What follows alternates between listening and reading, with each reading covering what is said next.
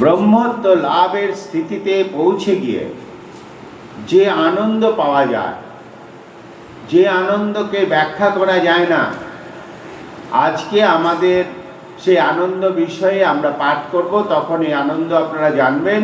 ভগবান বলবেন, ইয়ম লব্ধা চা অপরম লাভম মন্যতে নাধিকম ততঃ अस्मिन् স্থিত তদুঃখেন গুরুরাপি বিচাল্যতে। এইসব শ্লোক পাবেন আজকে। সেই আনন্দ, যে আনন্দে একবার প্রবেশ করা গেলে আর ফিরে আসে না। একমুখী দরজা, ভালভ সিস্টেম, যেখানে বিলীন হওয়া যায়। যেমন ঠাকুর বলেছেন, নুনের পুতুল সমুদ্র মাপতে গেছিল, ফিরে আসে নাই। অর্থাৎ কিনা, যে যাকে জানতে যাবে তাতেই বিলীন হয়ে যাওয়া, ফিরে আসা যায় না। ওই আনন্দকে বলা হয়, ওই আনন্দেই হলো মূল আনন্দ। তাহলে সৎ, তাকে নির্ণয় করার প্রজ্ঞা, এবং সেই নির্ণয়ের পরে তাতে বিলীন হয়ে যাওয়ার যে আনন্দ, তাকে বলা হয় সচ্চিদানন্দ। এই সচ্চিদানন্দ লাভই এখানে, এই যে আনন্দ, চিদানন্দ, এই চিদানন্দ রসে বিলীন হয়ে যাওয়ার যে আনন্দ, এটাকে এখানে ঈশ্বর বলে ব্যাখ্যা করা হয়েছে।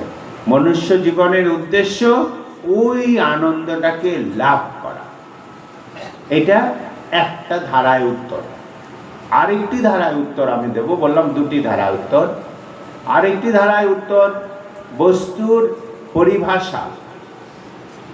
বস্তুর পরিভাষা হিসাবে ফিজিক্স যে কথাটা বলে, পদার্থবিদ্যা যে কথা বলে, যে যা আয়তন দখল করে থাকে, যার গঠন আছে, যা আমরা ইন্দ্রিয় গ্রাহ্য, যাকে আমরা স্পর্শ করতে পারবো, যে স্থান দখল করে থাকে, তাকে পদার্থ বলা হয়, অর্থাৎ বস্তু বলা হয়। আরেকটা বস্তুর, আধুনিক বিজ্ঞান আরেকটি বস্তুকে স্বীকার করেছে, একেবারে মডার্ন সায়েন্স, আধুনিক বিজ্ঞান এই বস্তুর আরেকটা পরিভাষা, আরেকটিকে বস্তু বলে করেছে।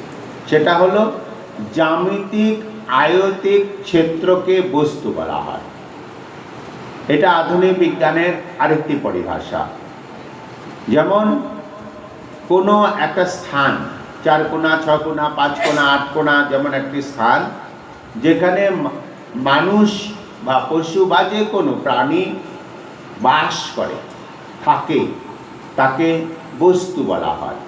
এই বস্তু থেকে বাসস্থানকে বাস্তু বলা হয়। বাস্তু বলা হয় না, বাস্তু মানে যেখানে বাস করে, বাসস্থান, এটাকে বাস্তু বলা হয়। এই বাস্তু মানে যেখানে আশ্রয় করা হয়। তাহলে এই আশ্রয়স্থান যে বস্তু, ঈশ্বরের চেয়ে বড় কোনো আশ্রয়স্থান আর পৃথিবীতে কিচ্ছু নাই। ভগবানই হলো এই পৃথিবীর শ্রেষ্ঠ আশ্রয়স্থান। তাই ঠাকুরও বললেন, যখন জ্ঞান পাকা হয়, জ্ঞান যখন পাকা হয়, তখন মনে হয় ঈশ্বরী বস্তু, বাকি সকল অবস্তু। কথামৃতে আছে, দেখবেন এই কথাটা। ঠাকুর কিন্তু তৎকালীন যুগে মডার্ন আধুনিক মানে বিজ্ঞানকে অতিক্রম করেছেন। অনেক কথাগুলো আছে যা আজও বিজ্ঞান সেখানে পৌঁছতে পারছে না, কিন্তু পৌঁছবে, ধারায় পড়ে গেছে। কিন্তু ঠাকুরের ভাষায় সে আধুনিক বিজ্ঞানকে একেবারে এন্ড পজিশনে গিয়ে তিনি সিদ্ধান্ত জানিয়ে দিয়ে গেছেন। ওই বলে গেছেন তিনি যে যখন জ্ঞান পূর্ণরূপে পেকে উঠে, মানে পাকা হয়, অর্থাৎ কিনা আত্মজ্ঞানে পরিপূর্ণ হয়, তখন মনে হয় ঈশ্বরী বস্তু, বাকি সকল অবস্তু। মানে ঈশ্বরই একমাত্র আশ্রয় স্থান, বাকি কোনোটাই আমাকে আশ্রয় দিতে পারে না। এই যে বস্তু, এই আশ্রয়স্থান লাভ করাটাই মনুষ্য জীবনের উদ্দেশ্য। প্রসঙ্গক্রমে গীতার সেই কথাটা পুনরায় আপনাদেরকে বলি, যেই কথা প্রসঙ্গে এই কথাটা এসেছিল। ভগবান অর্জুনকে বললেন, আদি কি অন্ত কি জানি না। আমরা আমাদের আদি কি জানি না, অন্ত কি জানি না। তাহলে মধ্যকে নিয়ে এত কান্নাকাটি করছো কেন? এটাই ছিল সেই শ্লোকটি। আমরা যে শ্লোক প্রসঙ্গে এই কথাটি বলেছিলাম, প্রসঙ্গটা ছিল এইটাই, আদি কি জানি না, মধ্যকে নিয়ে আমরা চিন্তা করি।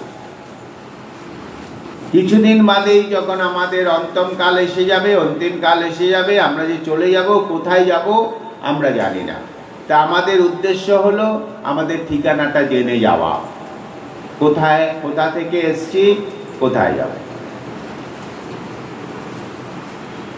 অব্যক্তম আদিভূতানি ব্যক্ত মধ্যানি ভারত, অব্যক্তম নিধনান্যেব তত্ত্বিকা পরিদেবনাঃ। অব্যক্তম আদি অনেন নিধনম অব্যক্ত। আমি কোথা থেকে এসেছি সেটাও জানি না, কয়েকদিন পরে যখন আবার আমি চলে যাব, কোথায় যাব সেটাও জানি না। যে কদিন আমি আছি এই মধ্যটা নিয়ে আমাদের সুখ দুঃখ, হাসি কান্না, আনন্দ বিষাদ।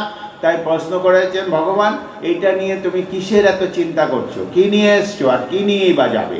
কিছুই তোমার সঙ্গে যাবেও না, কিছু নিয়ে আসোই নেই। তাই তোমার কি আছে যে তোমার হারাবার এত ভয়? কিসের জন্য তোমার এত কান্নাকাটি? আত্মীয় স্বজন, বন্ধু বান্ধব, জমি জায়গা, স্থান, মান, পরিচয় সব কিছু তোমার এখানে রেখে দিয়ে শূন্য হাতে তুমি চলে যাবে। তাই আসল উদ্দেশ্য হলো তুমি যেখানে যাবে সেই স্থানটা আগে জানো, কোথা থেকে এসছো, কোথায় যাবে। এটাই লক্ষ্য। এই কে আমার সব কিছু জানে, তাকে পেতে পেলেই আমি সব পাবো। এই প্রাপ্তিটাকে বলা হয় ঈশ্বর প্রাপ্তি। আমি আমার সামান্যটুকু দিয়ে এই প্রশ্নের উত্তর দেওয়ার চেষ্টা করলাম। দ্বিতীয় প্রশ্নটি ছিল সাংখ্যযোগ। সাংখ্যযোগে কপিল মুনি যে প্রকৃতি এবং পুরুষ এই দুইয়ের কথা বলেছেন, আমরা যে গীতা শ্রবণ করলাম সেখানে এই প্রকৃতি পুরুষের কথা উল্লেখ হয়নি। তাহলে সেটা সাংখ্যযোগ কি করে? না, উল্লেখ হয়েছে।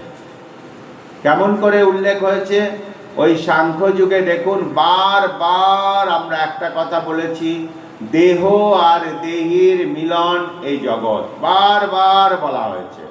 এই দেহের মধ্যে দেহির অবস্থান, এমনও শব্দ উচ্চারিত হয়েছে, দেহের সঙ্গে দেহির মিলনে জীবন শুরু হয়েছে, দেহ থেকে দেহির বিচ্ছেদকে মৃত্যু বলা হয়, হয়নি বলা?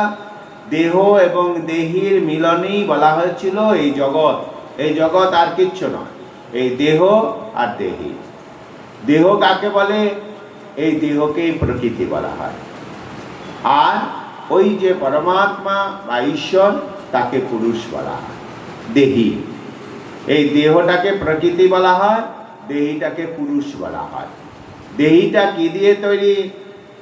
সাংখ্যশাস্ত্রে বলেছেন যে এই দেহের ভেতরে 24টি উপাদান আছে। আমরা কি বললাম? আমরা বললাম নবদ্বারে পুরে দেহি। নবদ্বার যুক্ত দেহের ভেতরে এই পুর মানে এই নগরের ভেতরে ওই দেহিটা অবস্থান করে। একই কথাই সাংখ্যতে বলছে। সাংখ্য বলছে 24 তত্ত্ব দিয়ে দেহটা তৈরি হয়েছে। 24টা কি কি? 5টা হলো পঞ্চ মহাভূত, শীতি, অপ, তেজ, মরুত, বোম। মাটি, জল, আকাশ, অগ্নি এবং জল, এই 5টা পঞ্চমহাভূত। 5টা হলো আমাদের এই ইন্দ্রিয়াদি, কর্ম ইন্দ্রিয়। 5টা জ্ঞানেন্দ্রিয়। কটা হয়ে গেল? 15টা। পঞ্চমহাভূত, 5টা জ্ঞানেন্দ্রিয়, 5টা কর্মেন্দ্রিয়। এবং এই জ্ঞানেন্দ্রিয়ের 5টা হলো বিষয়। কানের বিষয় শ্রবণ, চোখের বিষয় দৃশ্য, জিহ্বার বিষয় স্বাদ, ত্বচার বিষয় স্পর্শ ইত্যাদি। এই 5টার বিষয় হলো 5টা। তাহলে কটা হয়ে গেল? 20টা। এই দেহের ভেতরে তৈরি হয়ে গেল পঞ্চমহাভূত, 5টা কর্মেন্দ্রিয়, 5টা জ্ঞানেন্দ্রিয়, 5টা হলো বিষয়, 20টা। যখন একটা অ্যাসেম্বল হয়ে গেল, একটা হয়ে গেল, এক জায়গায় জড়ো হয়ে গেল, তখন এর ভেতর থেকে 4টি বিকার উৎপন্ন হয়। এর অন্তরে ভেতরে এই বিকার উৎপন্ন হয়, এগুলোকে বলা হয় অন্তঃকরণ। এই অন্তঃকরণ চারটে কি কি উৎপন্ন হলো? মন, বুদ্ধি, চিত্ত, অহংকার। মন, বুদ্ধি, চিত্ত, অহংকার, এই চারটে। তাহলে যোগ করলে কটা হয়ে গেল? 24টা। এই 24টাই হলো এই প্রকৃতি। আর তার মধ্যে পুরুষ মানে ওই পরমাত্মা এসে বসে, যাকে আমরা দেহি বললাম। তো দেহ আর দেহির মিলনে এই জগৎ বা আমরা সৃষ্টি হলাম, এবং দেহ এবং দেহির বিচ্ছেদ যেদিন হলো সেই দিনই তার শেষ। কপিল মুনি তার মা দেবহূতিকে এই উপদেশ দিয়ে বলেছিলেন, এমনি তোমার হবে না মা, তোমাকে সাধু সঙ্গ করতে হবে। সাধু সঙ্গ করলে এই প্রজ্ঞা বা এই বুদ্ধি তোমার ভেতরে প্রতিষ্ঠিত হবে। তো সেই সাধুর লক্ষণ কপিল মুনি বলেছিলেন। আমরাও কিছু সাধুর লক্ষণ সেদিন আপনাদেরকে বলেছিলাম, অ্যাকর্ডিং টু গীতা। গীতা অনুযায়ী আমরা ব্যাখ্যা দিয়েছিলাম। খুব স্বল্প সময়ে, খুব একেবারে সংক্ষিপ্তভাবে আমি আমার উপলব্ধি দিয়ে দুটি প্রশ্নের উত্তর আপনাদের দিলাম। আবার পুনরায় বলে রাখি, সব প্রশ্নের উত্তরই যে সবাইকে সন্তুষ্ট করবে বা সব প্রশ্নের উত্তরই যে অ্যাকুরেট হয়ে গেল তা কিন্তু নয়। আমাদের ঋষিরা বলেন, প্রশ্নকর্তাই ধন্য। আমাদের ঋষিদের বলবেন প্রশ্নকর্তা ধন্য, কারণ সে যে প্রশ্ন করেছে তার মনের ভেতরে ওই প্রশ্ন সম্পর্কে চর্চা হয়েছে বলেই তিনি প্রশ্ন করেছেন, এবং তার মন এবং হৃদয় অতি পবিত্র হয়েছে বলেই তিনি আধ্যাত্মিক জগতে প্রশ্ন করতে পেরেছেন। সকল শাস্ত্রাদি উপনিষদাদিতে দেখবেন আমাদের ঋষিরা প্রশ্নকর্তার অনেক স্তুতি করেন, অনেক স্তুতি। প্রশ্নের উত্তর দেওয়ার আগে প্রশ্নকর্তার বহু রকম স্তুতি করেন। এই স্তুতি প্রশ্নের উত্তরের জন্য নয়, প্রশ্নকর্তার মনের ভাবকে আমিও নমস্কার জানাচ্ছি প্রশ্নকর্তাকে, এবং প্রশ্নের মনের যে ভাব থেকে এই প্রশ্ন উৎপন্ন হয়েছে তার জন্য আমিও আমার সামান্য জ্ঞান দ্বারা তার অন্তরাত্মার স্তুতি করি। ভালো থাকবেন। এবারে বিষয় নিয়ে চলে আসি।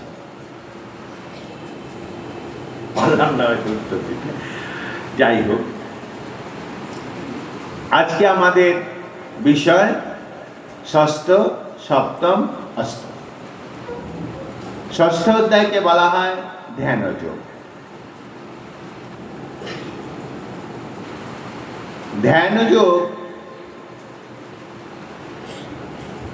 এটি একটি পথ, ঈশ্বর লাভের বা ঈশ্বরকে উপলব্ধি করার একটি পথ।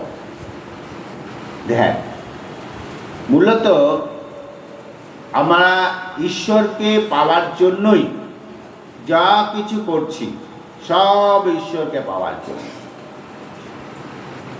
আমরা যারা সংসারী মানুষ বা সন্ন্যাসী মানুষ, যে যেভাবেই থাকি না কেন, সবাই কিছু না কিছু কিন্তু আমরা করি, আমরা ধর্ম পালন করি। যে যেটুকু পারছি, যে যেটুকু জানি, আমরা কিন্তু করি। না করা নই, একেবারেই যে ধর্ম করি না তা কিন্তু না, কিছু তো করি, নাম তো নিই, তার জন্য তো একটু উপাসনা করি, একটু সময় তো তাকে দিই, এ বিষয়ে তো অস্বীকার করা যায় না, আমরা করি। কিন্তু আমরা আমাদের লক্ষ্যে পৌঁছাতে পারি না। আমাদের মনে যে আকাঙ্ক্ষা আছে, সেই আকাঙ্ক্ষার নিবৃত্তি হচ্ছে না, সন্তুষ্টি হচ্ছে না। পেছনে কারণ হলো আনলিমিটেড। আমাদের চাহিদা, আমাদের আকাঙ্ক্ষার লিমিট নেই। একটা যদি থাকতো তাহলে আমরা টের পেতাম আমাদের হচ্ছে, কিন্তু আমাদের ক্ষণিকে ক্ষণিকে মানে সময়ের সঙ্গে সঙ্গে আকাঙ্ক্ষার পরিবর্তন হয়। বিষয়ে আমরা চেয়ে বসি, আর এই বিষয়টাই আমাদের অতৃপ্তির মূল কারণ।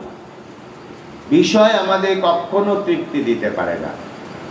তাই আমাদের যে চাওয়া, এই চাওয়াটা মূলত যদি আমরা সেই ঈশ্বরকে, সেই আনন্দ ধারাকে আমরা পেতে চাই, তাকে পাই, তার দিকে আমরা পরিবর্তন ঘটাতে পারি, তবে আমরা বুঝতে পারবো আমরা কতটা লড়াই আমাদের করতে হয়। এই জগতে সবাই লড়াই করছে। যারা সংসারী তারা তো করেই, যারা সন্ন্যাসী তারাও করে। কর্ম আমরা করি আকাঙ্ক্ষা নিবৃত্তির জন্য, আসক্তপূর্ণ কর্ম করি। এই আসক্তি ত্যাগ করে যদি কর্ম করা যায়, তবে এই অধ্যায়ের বিশেষত্ব হলো ভগবান বললেন অনাসক্ত হয়ে যিনি কর্ম করেন তাকেই বলা হয় সন্ন্যাসী বা যোগী। যে কর্ম ত্যাগ করে দিয়েছেন তাকে সন্ন্যাসী বা যোগী বলে না।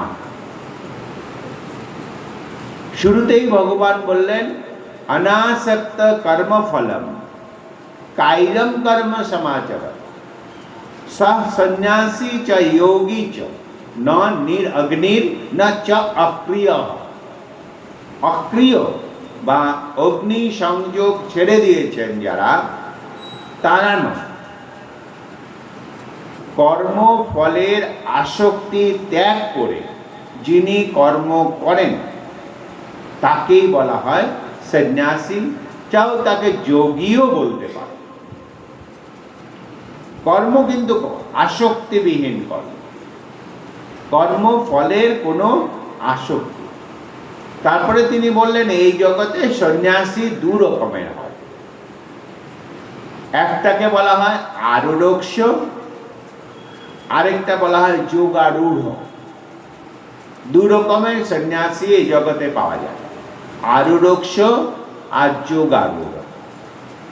অর্থাৎ কিনা একজন গাছে উঠছেন, আরেকজন গাছে উঠে আছেন। যোগারূঢ় যিনি আরূঢ়, আরোহণ করে ফেলেছেন, পৌঁছে গেছেন। আরেকজন হলো পৌঁছাচ্ছে। দু রকমের সন্ন্যাসী দেখতে পাওয়া যায়।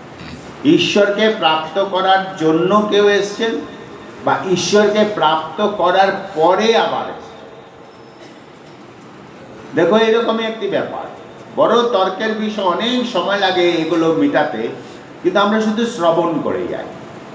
ঠাকুর বলছেন যে ওই যে ছাদে বেশিক্ষণ থাকা যায় না, আবার লীলা আর লীলাকর, জাদু আর জাদুকর দুইজনই এক। আমরা যখন জাদু দেখি তখন তার খেলা দেখি, তাকে আর দেখি না, তার লীলা। এই লীলায় থাকতে হয় বেশি।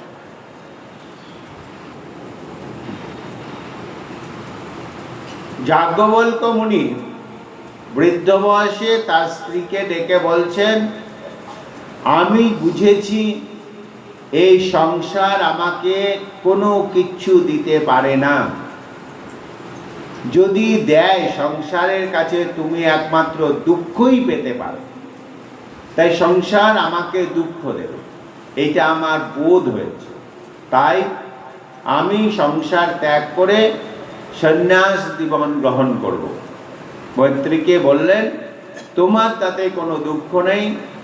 আমার যেসব বিষয় আছে আমি দুই স্ত্রীর জন্য আলাদা আলাদা ভাগ করে দিয়েছি। উপরন্তু তোমার জন্য আমি আমার প্রিয় 7খানা সন্তান তোমাকে রেখে গেলাম। যাজ্ঞবল্ক্যের খুব বিখ্যাত সব শিষ্যরা ছিলেন, যারা এক এক সময় দিকপাল হয়ে উঠবেন। বৈদিক ঋষি, বিখ্যাত সব ঋষিরা ছিলেন। এই তাদেরকে তিনি মৈত্রীকে দিয়ে যাবেন বলে। মৈত্রী যাজ্ঞবল্ক্যের কাছে জানতে চাইলেন যে সত্যি তুমি সংসার ত্যাগ করে যাবে, সন্ন্যাসী হতে? বলে হ্যাঁ। জেনে ফেলেছেন এই সংসার দুঃখময়, ঈশ্বরই আনন্দময়, জেনে তিনি সন্ন্যাসী হচ্ছেন। এটাকে বলা হয় যোগারূঢ় সন্ন্যাস। এটাকে কি বলা হবে? যোগারূঢ়। তিনি জেনেছেন, ঈশ্বর প্রাপ্তির পরে ত্যাগ করেছেন। আরেকটা হলো যারা জানতে এসছেন, ঈশ্বরকে খুঁজতে এসছেন, সংসারকে ত্যাগ করে ঈশ্বরকে জানার জন্য এসেছেন, তাকে বলা হয় আরোরুক্ষ। এই আরোরুক্ষ এবং যোগারূঢ় দোনোরই কর্ম কিন্তু এক, পরিণতিও এক। কর্ম এক, ওই যে বললেন আসক্তি শূন্য হয়ে কর্ম তাকে করতে হবে, কর্ম করতেই হবে। কর্মহীনতা সন্ন্যাসীর লক্ষণ নয়, পরিষ্কার ভগবান বলে দিলেন। ন অক্রিয়, ক্রিয়া করে না যারা, কর্ম করে না যারা, তারা নয়। কর্ম করো কিন্তু অনাসক্ত, কর্মের ফল যেন নিজের উপরে না আসে, এইরকম কর্ম। অপরের জন্য কর্ম, ফুল নিজের জন্য ফোটে না, বঙ্কিমচন্দ্রের লেখা। ফুল আপনার জন্য ফোটে না, পরের জন্য তোমার হৃদয়ে কুসুম প্রস্ফুটিত করিয়া রাখো। সকল কর্মই যেন অপরের জন্য, সব কিছু এইভাবে কর্ম করো। এই কর্মই তোমাকে অনাসক্ত করে দেবে।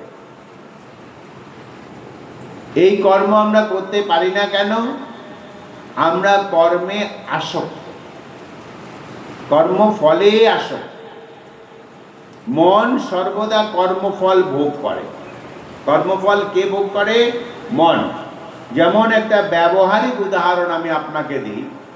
রাস্তার পাশে একটা গাছের চারা লাগিয়ে রাখলেন, জায়গাও আপনার নয়, আর আপনার বোধে এটা আছে যে গাছ বড় হওয়া পর্যন্ত বা বড় হলেও এর অধিকার আমার থাকবে না, এটুকু নিশ্চিত আপনার। তা আপনি রাস্তার পাশে একটা গাছের চারা লাগালেন, কিন্তু দেখুন আপনি ওই চারা লাগিয়ে এবারে আপনি বিচার করুন, দেখুন আপনার মন কিন্তু বলছে ওই চারাটা বড় হবে, অনেক ফল হলো, গ্রামের ছেলেমেয়েরা ফল খায়। অর্থাৎ কিনা আপনার মন অলরেডি তার পরিণতি দর্শন করে আনন্দ ভোগ করে ফেলল। তাহলে এটা আসক্ত হয়ে গেল, ফলভোগ হয়ে গেল। কি হবে তাতে? এই কর্মের ফলভোগ আপনার, এটা অপরের জন্য করা হলো না। আধ্যাত্মিক দৃষ্টিতে বলছে যে এই কর্মের ফল তোমার ভোগ করা হলো। আবার অপর একটি কর্মের কথা আমি আপনাদের উদাহরণ দিই, ব্যবহারিক উদাহরণ। কোনো রাস্তা দিয়ে যাচ্ছেন বা কোনো বাস স্ট্যান্ডে আপনি গেলেন, আপনার চোখে পড়লো একটা পাকা কলার খোসা পড়ে আছে। দেখা মাত্রই আপনার ভেতরে বোধ আপনাকে জানিয়ে দিল এটা কারো হানিকর। চলন্ত গাড়িতে দৌড়ে উঠতে গিয়ে পা পিছলে পড়ে গেলে বিপদ হতে পারে কারো। আপনি তো দেখে ফেলেছেন, আপনার তো আর বিপদ নেই, কিন্তু আনেওয়ালা মানে পিছিয়ে কোনো ব্যক্তির হয়তো এই বিপদ হতে পারে। আপনি আপনার মান সম্মান সম্ভ্রম যা কিছু বিসর্জন দিয়ে ওই কলার খোসাটাকে নিয়ে গিয়ে ডাস্টবিনে ফেলে দিলেন। উপকার কার করলেন? কারো প্রারব্ধতে ছিল হাঁটু ভাঙা, আপনার কর্মে তার ওই যে দুর্ভাগ্য থেকে তাকে মুক্ত করে দিলেন।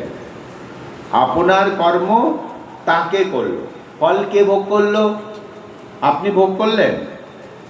কলার খোসার এই যে সরিয়ে দিলেন, তার ফল কে ভোগ করবে? যে দুঃখ ছিল তার দুঃখ মোচন হয়ে গেল।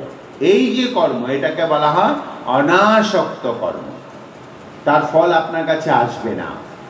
এই যে কর্ম, এইটাই হলো সন্ন্যাসীর কর্ম। সন্ন্যাসীকে তিনটির সঙ্গে তুলনা করা হয়। সন্ন্যাসীকে বলা হয় সাপ, সাপ একটা সন্ন্যাসীর ধর্ম।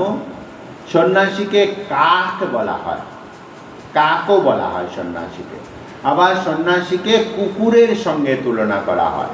খারাপ পাবেন না কিন্তু, ভারতবর্ষে কুকুরের নামে কিন্তু একটা মঠ আছে, সেখানে কুকুরের পুজো করা হয়। ওখানে কুকরা মঠ, খুব বিখ্যাত মঠ কিন্তু এটা, কুকরা মঠ, নর্মদা কিনারে আছে মধ্যপ্রদেশে। শঙ্করাচার্য, ভগবান শঙ্করাচার্য নিজে ওই মঠটি প্রতিষ্ঠা করেছিলেন। স্কন্ধ পুরাণে খুব সুন্দর এই কুকুরের জীবন কথা বর্ণনা করা হয়েছে।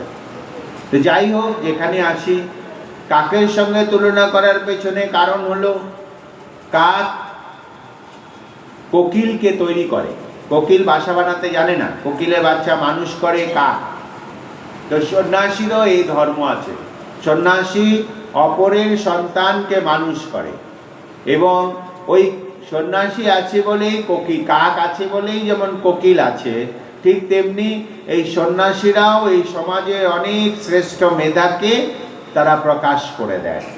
সন্তানের মতো ভালোবেসে তাদের ভেতরে মেধা প্রকাশ করে। সাপের সঙ্গে তুলনা করা হয়েছে কেন?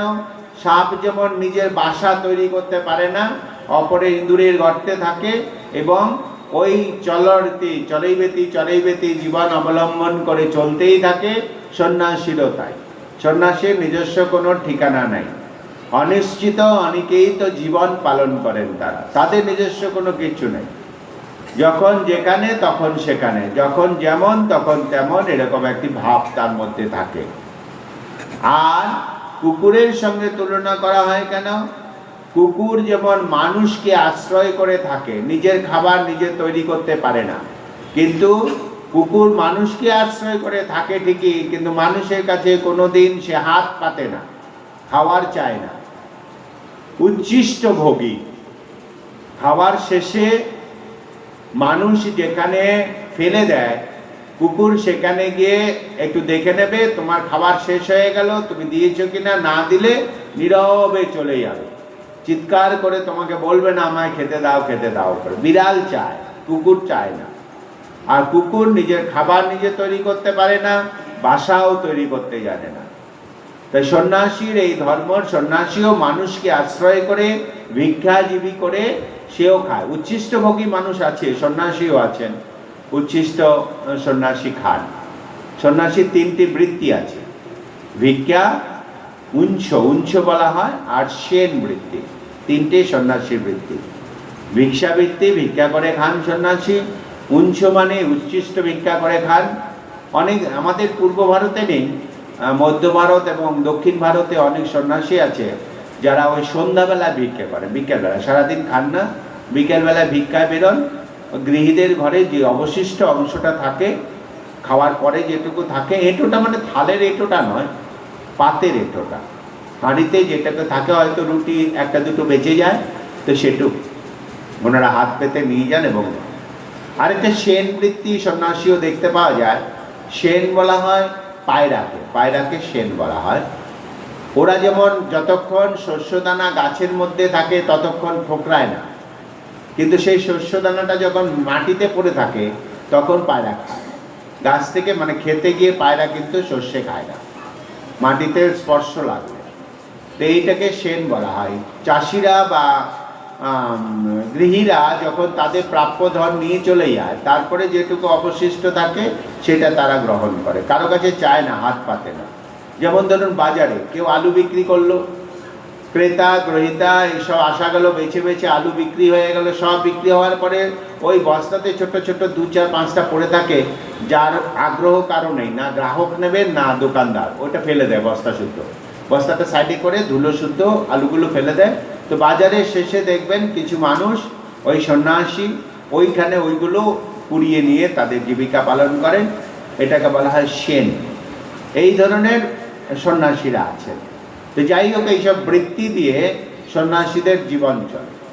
তাদের উদ্দেশ্য কিন্তু ওই পেট পালন নয়, উদ্দেশ্য হলো কোনো না কোনো উপায়ে জীবনটাকে রক্ষা করে মূল উদ্দেশ্য সাধন করা। এই উদ্দেশ্য সাধন করার সবচেয়ে বড় বাধা হলো মন আমাদেরকে অনাসক্ত কর্ম করতে দেয় না, তাই মনকে সংযত করতে হবে।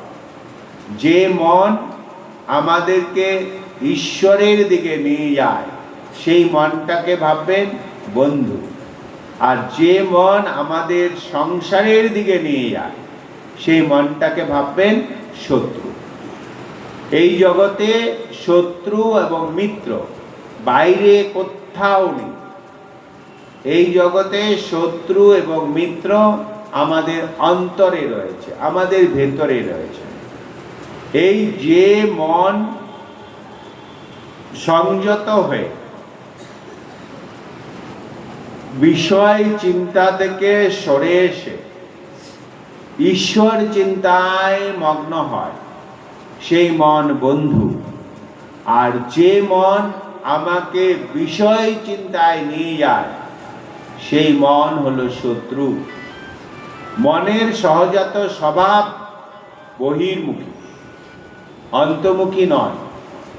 মন সর্বদা বহির্মুখী, চান্স পেলেই বাইরে বেরিয়ে যায়। কিন্তু মনের একটা বিশেষ গুণ আছে। সেই গুণটা কি? মন থাকে কিন্তু ভেতরে, অন্তঃকরণে থাকে না। মন ভেতরে থাকে, কিন্তু বাইরে যায়। যখন বাইরে যায় তখন লক্ষ্য করে থাকুন, আপনাকে নিয়ে যায়। মন যেখানেই যায় আমাকে সঙ্গে করে নিয়ে যায়। বাজারে যাক, হাটে যাক, স্বপ্নে যাক, ভাবনায় যাক, যেখানেই যে অবস্থাতেই যাক না কেন, আমি ছাড়া মন যেতে পারে না। মন একা যায় না, আমাকে নিয়ে যায়, আমি তার সঙ্গে। কিন্তু বেটা এত চালাক, যেই না ভেতরে ঢুকে অমনি আমাকে রেখে দিয়ে ঢুকে। কারণ মন জানে একবার যদি সে বেটাকে ঘরে ঢুকায়, তাহলে ওই যে একবার গেলে আর ফিরবে না। এই বাইরে যে ঘুরে বেড়ানোর ধান্দা তার মিটে যাবে। মন এটা ভালো করেই জানে।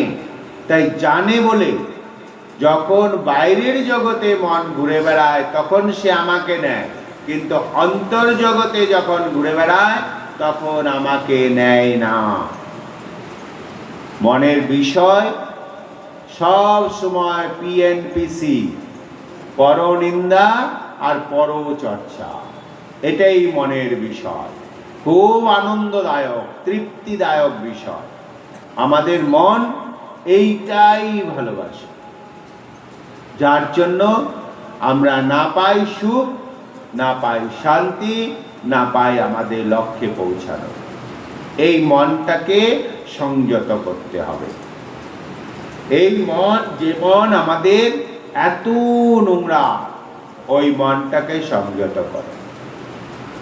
মা আমাদের বলেছিলেন, সারদা মা বলতেন, যদি সুখী হতে চাও মা, কারো দোষ দেখো না। দোষ যদি দেখতে হয় দেখো নিজে। একেবারে মহান বাণী। এই একটাকে যদি আমরা অবলম্বন করতে পারি, এই একটা বাণীকে জীবনের একেবারে ধরে রাখতে পারি, আমার জীবনের পরিবর্তন। এমনকি এই বাণী আমাকে ঈশ্বরে নিয়ে যাবে। একটা ছোট্ট গল্প বলি মাঝখানে।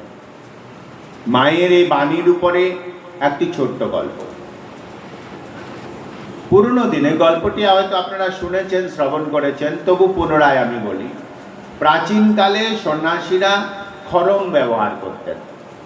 খড়ম থাকতো কাঠের তৈরি, তো এইটা দীর্ঘদিন ব্যবহার করা যায়।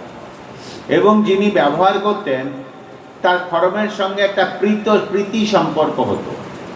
খড়মের মধ্যে ব্যবহার করতে করতে না পায়ের ছাপ পড়ে যেত।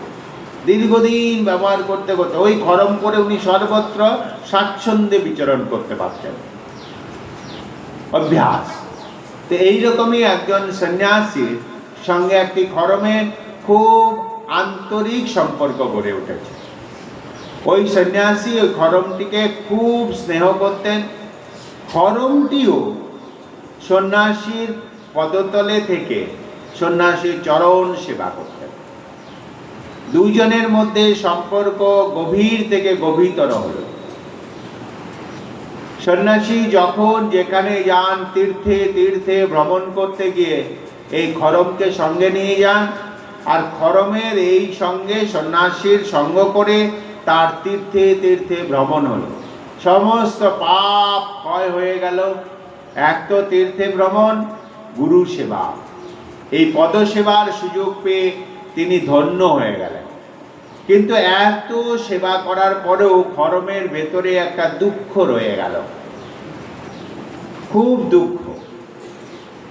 মনে মনে ঠিক করলেন, গুরুজিকে ফাঁকা পেলে একবার আমি জিজ্ঞাসা করব। মনের ইচ্ছা পূর্ণ হলো। একদিন সন্ন্যাসীকে ফাঁকা পেলেন। খরম সন্ন্যাসীকে হাত জোর করে জিজ্ঞাসা করলেন, প্রভু যদি অনুমতি দিন একটা প্রশ্ন করব।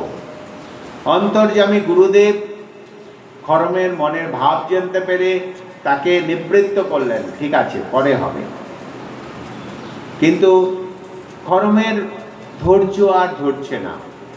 2-4-5 দিন কষ্ট করে কাটানোর পরে একদিন সরাসরি গুরুদেবকে জিজ্ঞাসা করে ফেললেন যে প্রভু আপনি আমার প্রশ্নের উত্তর দিন। কি প্রশ্ন? বললো, আপনি যখন যেখানেই যান আমাকে সঙ্গে নিয়ে যান। আমি আপনার সঙ্গে তীর্থে তীর্থে ভ্রমণ করেছি, সব তীর্থ প্রায় ভ্রমণ শেষ হলো, আপনার সঙ্গও আমার অনেক হলো, কিন্তু একটা দুঃখ আমার রয়ে গেল। সর্বস্থানে আপনি আমাকে নিয়ে যান, কিন্তু যখন মন্দিরে ভগবান দেখতে যান তখন আমাকে বাইরে খুলে রেখে আসেন। কেন? আমার ঈশ্বর দর্শনের অধিকার নেই? আমি কি ঈশ্বর দর্শন করতে পারি না? গুরুদেব বললেন, সে তো তোর স্বভাবের দোষ। তোর স্বভাবের জন্য তুই ঈশ্বর দর্শন করতে পারিস না। কর্মের মনে দুঃখ হল, আমি এত কর্ম করি, এত মহান কর্ম করি, দেখো প্রভু তোমার চরণকে তো আমি রক্ষা করি, কাদা থেকে, গরম থেকে, তপ্ত থেকে আমি তো তোমার চরণকে রক্ষা করি। তোমার চরণ সেবা করতে করতে আমার বুকে দেখো তোমার চরণের ছাপ এঁকে নিয়েছি, তারপরেও তুমি বলবে আমার স্বভাব দোষ? বললো, হ্যাঁ, তোর এত মহান কর্ম, এত সুন্দর কর্ম করার পরও তোর ওই এক দোষে তোর সব নষ্ট হলো। কি দোষ? সুযোগ পেলেই পেছন থেকে কাদা ছেটাস। এই যে সমালোচনা, এই সমালোচনা করা, দেখো গুরুর সেবার এত মহান কর্ম করেও ওই খরম মন্দিরের বাইরে থাকে। খরম কিন্তু কিছুতেই ঠাকুর সেবায় আসে না, কারণ ওই একটাই চান্স পেলেই ফেচাক করে কাদা দিয়ে দেবে। মহান ব্যক্তিদের একটা মনুষ্য শরীর, তার দোষ গুণ থাকবেই, কিন্তু তার সমালোচনা করা কত বড় খারাপ কর্ম। এই গুরুর দিকে তাকালে আমাদের ওই কথা মনে পড়ে। গুরুর চরণে সেবা করেও সে ঈশ্বর দর্শন পেল না। বহুদিন গুরু সঙ্গ করেছে, সাধু সঙ্গ করেছে, তাই তার ভেতরেও জ্ঞান প্রাপ্ত হয়েছে।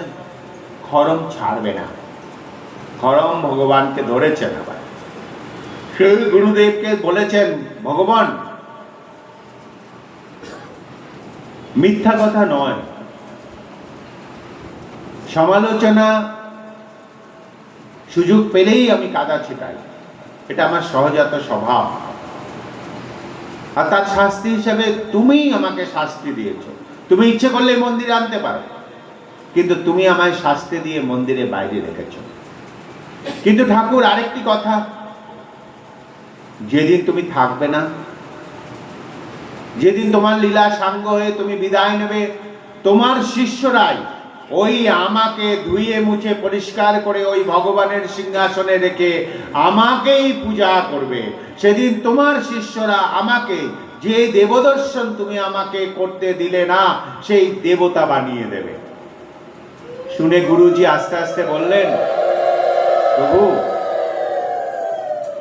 শুধু একটাই, যেদিন আমি থাকবো না সেদিন তুই ঈশ্বর দর্শনই শুধু নয়, দেব দর্শনই শুধু নয়, তুই দেবতা হবি। কেন? সেদিন যে আর কাদা ছেটাবি না। ওই কাদা ছেটানো বন্ধ করে দিলে তুমি মহান দেবতা হবে। মনের ভেতরে যে কদিন তোমার ভেতরে ওই নোংরা রয়েছে, পরের দোষ দর্শন করার বৃত্তি তোমার ভেতরে থেকে যাবে, সেই কয়দিনই তুমি ওই ঈশ্বর থেকে দূরে সরে থাকবে। এই দোষ দেখা হলো সবচেয়ে বড় খতরনাক। দোষ দৃষ্টি ত্যাগ করত। আর এই দোষ কে দেখে? বিচার করে দেখবে এই মন। এই মন এই দোষ দৃষ্টি দোষে দুষ্ট হয়ে আছে। তাই মনকে সংশোধন করো, এই দুরাত্মা মহাত্মায় পরিণত করো, এই দুষ্টটাকে বন্ধুই পরিণত করো। মনকে বলো, মন তোর সারা দিন তোর সঙ্গে ঘুরবো, একটা শর্তে, যখন ভেতরে যাবি আমাকে নিয়ে যাবি তো? দেখবে নেয় না। ওই বাজারে যাওয়ার সময় মন তোমাকে নিয়ে যাবে, নদীর কিনে ঘোরাবার সময় মন নিয়ে যাবে। ওই জল তো তুমি বসে আছো শান্তিতে, মন বাইরে ঘুরতে গেছে, তোমাকেও সঙ্গে নিয়ে গেছে। কিন্তু ওই মন যখন ভেতরে যায়, একবারের জন্য, একদিনের জন্য তোমাকে নিয়ে যায় না। তাই তোমাকে ওই মনকে বশীভূত করতে হবে, ওই মনকে জয় করতে হবে। জিতাত্মনা প্রশান্তস্য পরমাত্মা সমাহিত শীতুষ্ণ সুখ দুঃখেষু তথা মানাপমানয় জ্ঞান বিজ্ঞান তৃপ্তাত্মা কুটস্থ বিজিতেন্দ্রিয় युक्त इत्युच्यते योगी समलोष्ठास्म कांचन शुढ़ीन मित्रा उदासीनम मध्यस्थ द्वेष बंधुषु साधुष्यपि च पापेषु समो बुद्धिर विशेषते। এই মন যখন সংযত হয়ে যাবে, এই মনকে তুমি যখন জয় করতে পারবে, তখনই তুমি পরমাত্মায় সমাহিত হতে পারবে। ওই পরমাত্মাকে দর্শন তোমার ভাব কিরকম হবে? শীতোষ্ণ সুখ দুঃখ তোমাকে আর প্রভাব করতে পারবে না। দেহবোধ, ঠাকুর বলছে, দেহবোধ না গেলে ঈশ্বরবোধ জাগ্রত হয় না। এই দেহবোধের ভেতরে মান অপমান শীত উষ্ণ সব কিছু আছে। এই মনটাই জ্ঞান বিজ্ঞানকে অতিক্রম করে তবেই সেই জায়গায় পৌঁছাতে পারে। তখন কি হয়? ওই সমজ্ঞান প্রাপ্ত হয়। সমজ্ঞান কাকে বলে? সমজ্ঞান হলো এই সব কিছুর মধ্যে ঈশ্বর দর্শন, সকলের মধ্যে ঈশ্বরকে দর্শন করা। এমনকি লোষ্ঠ কাঞ্চনে, লোষ্ঠ মানে মাটির ডেলা, লোষ্ঠ কাঞ্চনের মধ্যেও সমবুদ্ধি এই অবস্থা প্রাপ্ত করে। সহজে হয় না, প্রয়াস করতে হবে, চেষ্টা করো, চেষ্টা করলেই হয়। তাই এখানে একটা পদ্ধতির কথা ভগবান বললেন যে সতত যোগী এই মনটাকে নিয়ন্ত্রণ করার চেষ্টা করে, প্রতিদিন করে। আরূঢ় যোগারূঢ় দোনোই কিন্তু। মজার একটি গল্প কথা আছে। দক্ষিণেশ্বর লীলায় ঠাকুর রামকৃষ্ণের সঙ্গে তোতাপুরীর লীলা হচ্ছে। তোতাপুরী মাত্র 3 রাত্র থাকার জন্য দক্ষিণেশ্বরে এসেছিলেন, 6 মাস অতিক্রম হয়ে যাচ্ছে, রোগগ্রস্ত হয়ে যাচ্ছেন। লাস্টে সেই তোতাপুরী প্রতিদিন সন্ধ্যাবেলায় যেতেন, গঙ্গায় স্নান করতেন এবং তার একটা কাঁসা লোটা ছিল, ঘটি মানে লোটা। তো সন্ন্যাসীদের সঙ্গে একটা লোটা থাকে, কমণ্ডলু থাকে। তো সেই লোটা প্রতিদিন তিনি গঙ্গা জলে ধুতেন এবং গঙ্গা মাটি দিয়ে মাজতেন। চকচকে ছিল সেই লোটাটা, প্রতিদিন লোটা ধুতেন। তো ঠাকুর একদিন মজা করে, ঠাকুরের সঙ্গে তোতাপুরীর কিন্তু একটা গুরু শিষ্য সম্পর্ক থাকলেও একটা মজার সম্পর্ক থাকতো, দুইজনই মজা করতেন, খুব আনন্দে দিন কাটাতেন। ঠাকুরের স্বভাব তো জানোই, ঠাকুর ওই বুকের সামনে হাত টুকে টুকে মা মা মা মা করে সেই বিভোর হয়ে থাকতেন, আনন্দে বিভোর হতেন। আর মজা করে তোতাপুরী বলতেন, কে আরে রুটি ঠোকরা হয়, মানে রুটি বেলছিস নাকি, হাত তালে দিত। আর ঠাকুরও ঠিক মজা, দুইজনে দুজনকে নিয়ে খুব মজা করতেন। ঠাকুর তো ন্যাংটা বলে ডাকতেন, জানেনি, কথামৃতে বারবার উল্লেখ আছে তার এই গুরুকে, সন্ন্যাস গুরুকে তিনি ন্যাংটা, কারণ তিনি নাগা সন্ন্যাসী ছিলেন। তো যাই হোক, ঠাকুর একদিন মজা করে ওই তোতাপুরীকে জিজ্ঞাসা করলেন যে তুমি প্রতিদিন ওই লোটাটা মাজো কেন? একদিন মাজলেই তো পরিষ্কার হয়, 2-3 দিন পরে আবার মাজবে। তো তোতাপুরী উত্তর দিয়েছিলেন যে লোটা না মাজলে জলের দাগ পড়ে যায়, ওই যে জল রাখা হয় ওর দাঁত করে, ওই লোটা প্রতিদিন ধুতে হবে। আরু রক্ষই হও আর যুগাড়ুডই হও, চাও তুমি যেমনই হও, ওই তোমাকে তোমার মনকে প্রতিদিন ধুতে হবে। মনে যেন ময়লা না লাগে। মনের ময়লা কি? বিষয় আসক্তি। এই বিষয় আসক্তি যেন মনের মধ্যে না আসে, তাই প্রতিদিন তোমার মনকে তোমাকে ধুতে হবে। মনকে কি দিয়ে ধোয়া যায়? মনকে সংযম দিয়ে, জপ, ধ্যান, অধ্যায়, স্বাধ্যায় এইসব দিয়ে প্রতিদিন ঈশ্বর চিন্তা দিয়ে ওই লোটাটাকে, ওই মনটাকে প্রতিদিন ধুতে হবে, সবার জন্য এক। তাই ভগবান বললেন যে এখানে প্রতিদিন নিত্য সন্ন্যাসীর কথা উল্লেখ করা হলো। নিত্য তোমাকে এই কর্ম করে যেতে হবে, প্রতিদিন করে যেতে হবে। শুচৌ দেশে প্রতিষ্ঠাপ্য বলে কিছু পদ্ধতি বললেন। শুদ্ধ একটা দেশ মানে স্থান চাই, মানে দুর্গন্ধ আসছে বা উগ্র গন্ধ আসছে, এরকম হলে তো তোমার মন বশীভূত হবে না। বেশ সুন্দর একটা জায়গা থাকবে, যেখানে একটা সুন্দর আসন থাকবে।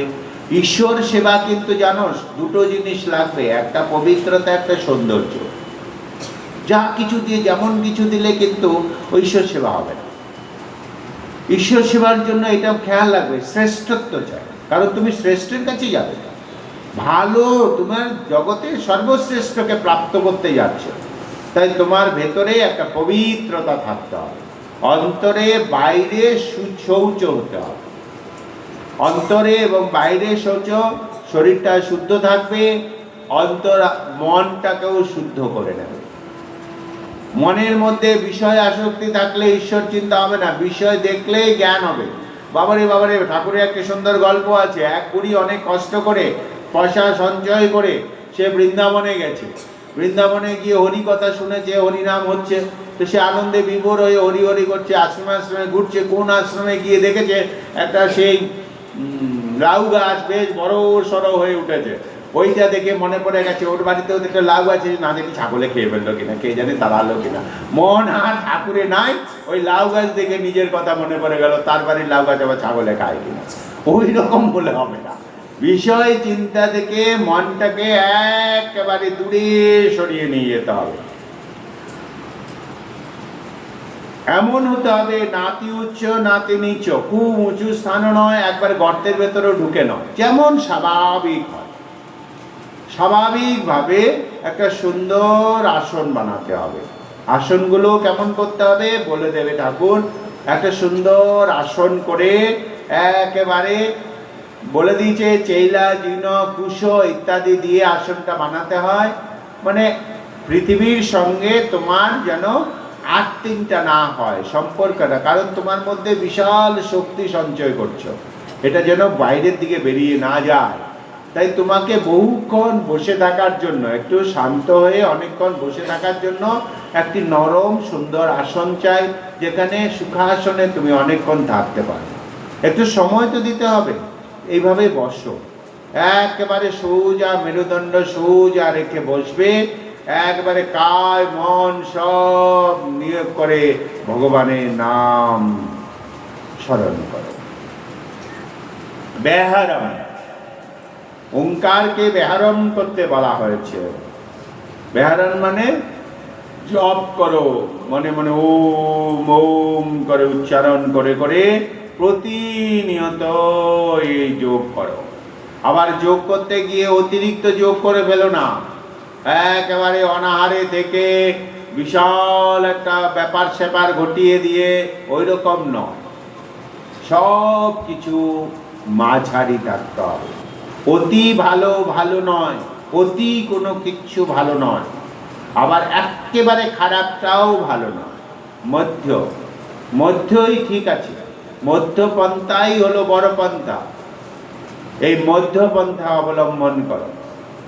युक्तहार विहारस्य उक्त चेष्टस्य कल्मष युक्त स्वप्नावबोधस्य योग भवति दुःखः यदा विनियतं चित्तम् आत्मन्नैवावतिष्ठते निष्पृह सर्वकामेभ्यो उक्त इत्युच्यते तदा यथा दीप निवातस्थो निंगते सोपमा स्मितः योगिनो अत चित्तस्य उञ्जत युगमात्मनः।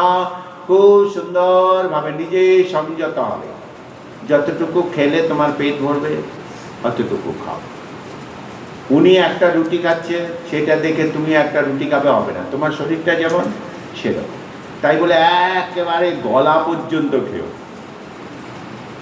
আমাদের শাস্ত্রে আছে উনোকে অবলম্বন করতে হয়। উনো শব্দ মানে হলো এক, কমকে বলা হয় উনো।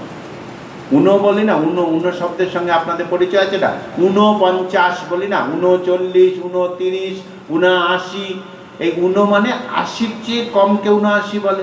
69 মানে 70 থেকে কমকে উনো বলা হয়।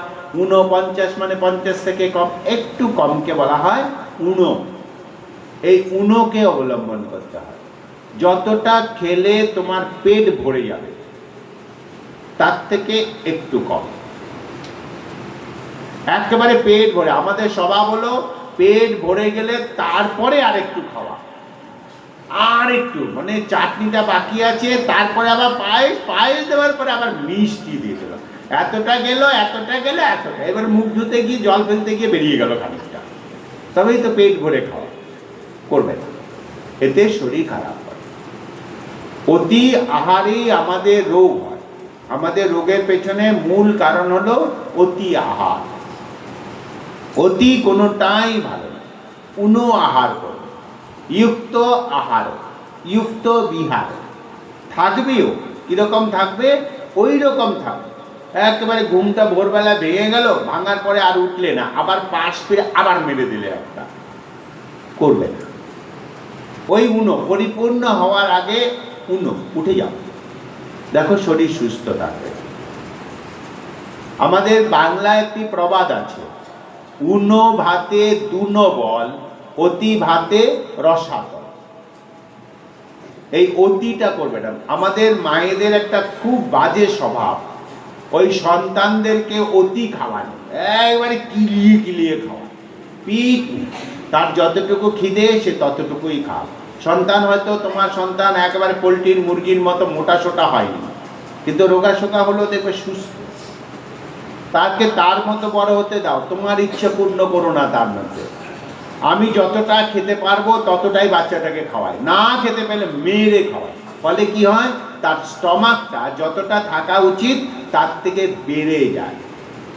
দেখবে অধিকাংশ ডাক্তারদের কাছে গেলেই ওই একটা কথা, তাদের স্টমাকটা, ওই শিশুর স্টমাক যতটা থাকা উচিত তার থেকে তুমি অনেকটা বাড়িয়ে দিয়েছ।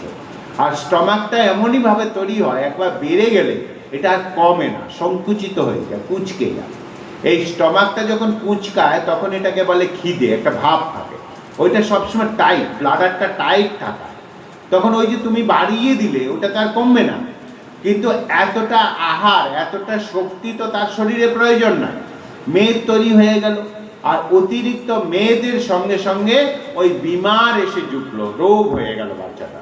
এই রোগের পেছনে মূল কারণ হলো আহার অতিরিক্ত হয়ে গেছে। যতটা দরকার ছিল তার থেকে অনেক বেশি পরিমাণে প্রোটিন, ক্যালসিয়াম ইত্যাদি শরীরে ঢুকে গেছে।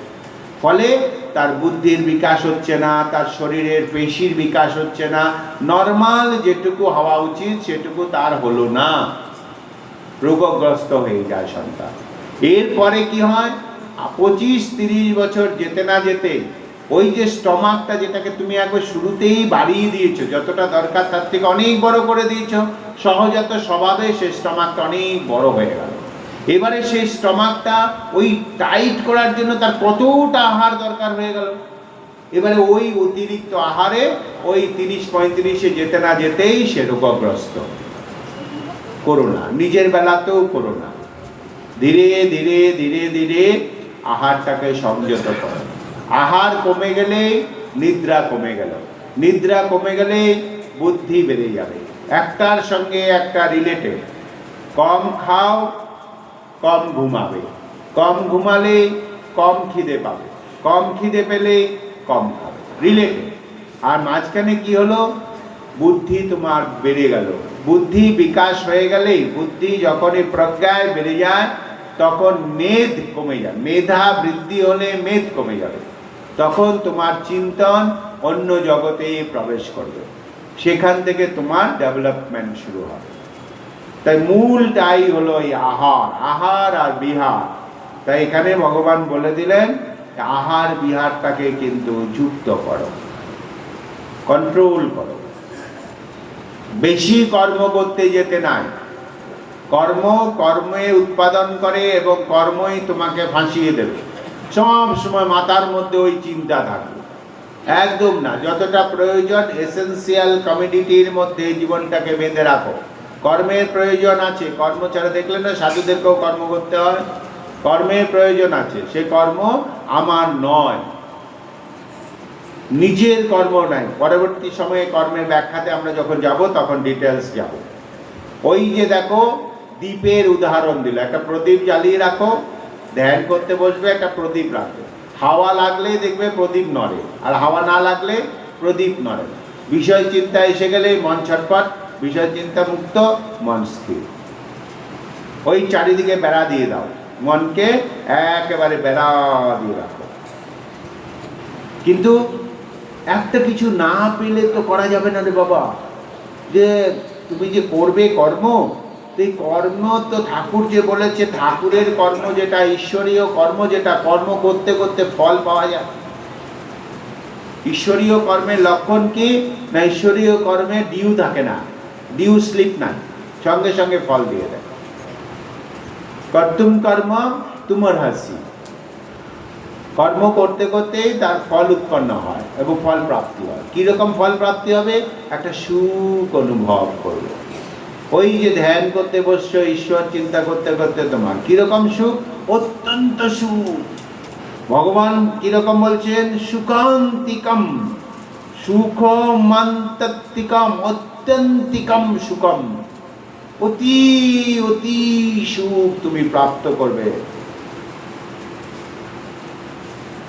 यत्र बुद्धि ग्राह्य मतीन्द्रियम वेत्ति यत्र न चैवायम स्थितश्चलति तत्ततः यम लब्धा च परम लाभम मन्यते नाधिकं ततः तस्मिन् स्थितो न दुःखेन गुरुनापि विचाल्यते। ওই যেখানে একবার গেলে আর মন আর এই জগতে অন্য কিচ্ছু চায় না। যেইটা পেয়ে গেলে আর কোনো কিছুই তার শ্রেষ্ঠ বলে মনে হয় না। সেই অত্যন্ত সুখে, অতি আনন্দের সেই বস্তুকেই তুমি লাভ করবে। মনকে সংযত করতে পারলে সেই অত্যন্ত সুখ, যা একেবারে তোমার আকাঙ্ক্ষিত ধন, সেইটাই তুমি প্রাপ্ত করবে। মনটাকে সংযত করো। এই মন সংযত করাই হলো আমাদের জগতের মূল কর্ম। নিত্য করবে, নিত্য সকল কর্ম করো, দিনে একটা সময় নির্দিষ্ট করে রাখো। কোনো রকম কম্প্রোমাইজ নেই, কারোর সঙ্গে কোনো রকম কম্প্রোমাইজ নেই। ওই সময়টা নিজের, আমার জন্যই তো আমাকে কিছু করতে হবে। আমার কি দাম নাই জগতে? আমার মূল্য নাই? নিজেকে এরকম মূল্যহীন করো না, নিজেকে মূল্যবান বানাও। আমার মূল্য আমি ঠিক করব। ব্যক্তিত্বের প্রয়োজন, ব্যক্তিত্ব না হলে কিচ্ছু হয় না। এই জগতে সবচেয়ে প্রয়োজন ব্যক্তিত্ব। এই ব্যক্তিত্ব কিন্তু কোন ব্যক্তিত্ব? আমি অমুক চন্দ্র অমুক, এইটা নয়। নিজের স্বরূপকে জানাকে বলে ব্যক্তিত্ব। আমি যেই সেই নই, আমার সৃষ্টিকর্তা ঈশ্বর। আমি ফেলে দেওয়া পাত্র নই, আমি নিজের ইচ্ছায় এই জগতে আসি নাই, আমাকে কেউ এনেছে। যদি কেউ এনে থাকে, তার ইচ্ছায় আমি এসেছি, সেই আমাকে দেখবে। আমার যা কিছু যোগান তিনি যোগান দেবে। মনের মধ্যে দৃঢ় বিশ্বাস রাখতে হবে। নিজেকে একেবারে ফেলনা করে দেবে না, নিজেকে একেবারে নয়। ভেতরে একটা শক্তি সঞ্চয় করে নিজেকে অপরিহার্য মনে করো, যে আমি এই জগতের অপরিহার্য, আমার ব্যতিরেকে এই জগৎ পূর্ণ হতো না। ভগবান আমাকে চোর বানিয়েছেন, জগতে প্রয়োজন ছিল তাই আমি চোর হয়েছি। ভগবান আমাকে গৃহী বানিয়েছিলেন, তার জগৎ সংসারে আমি একটা অংশগ্রহণ করেছি, আমার দরকার। ভগবান আমাকে তার সংসারের প্রয়োজনে তার মতো তৈরি করেছে।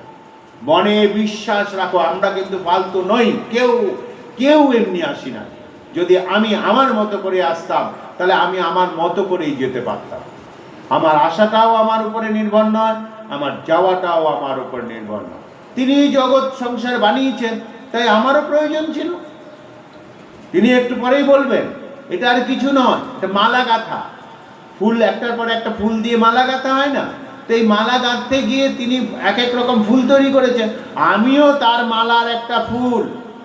এই জগৎ সংসারে আমারও একটা ভূমিকা আছে, তার ওই মালার একটা ফুল আমি এই জগতে, আমিও তারই একটা ইচ্ছার একটা চরিত্র মাত্র।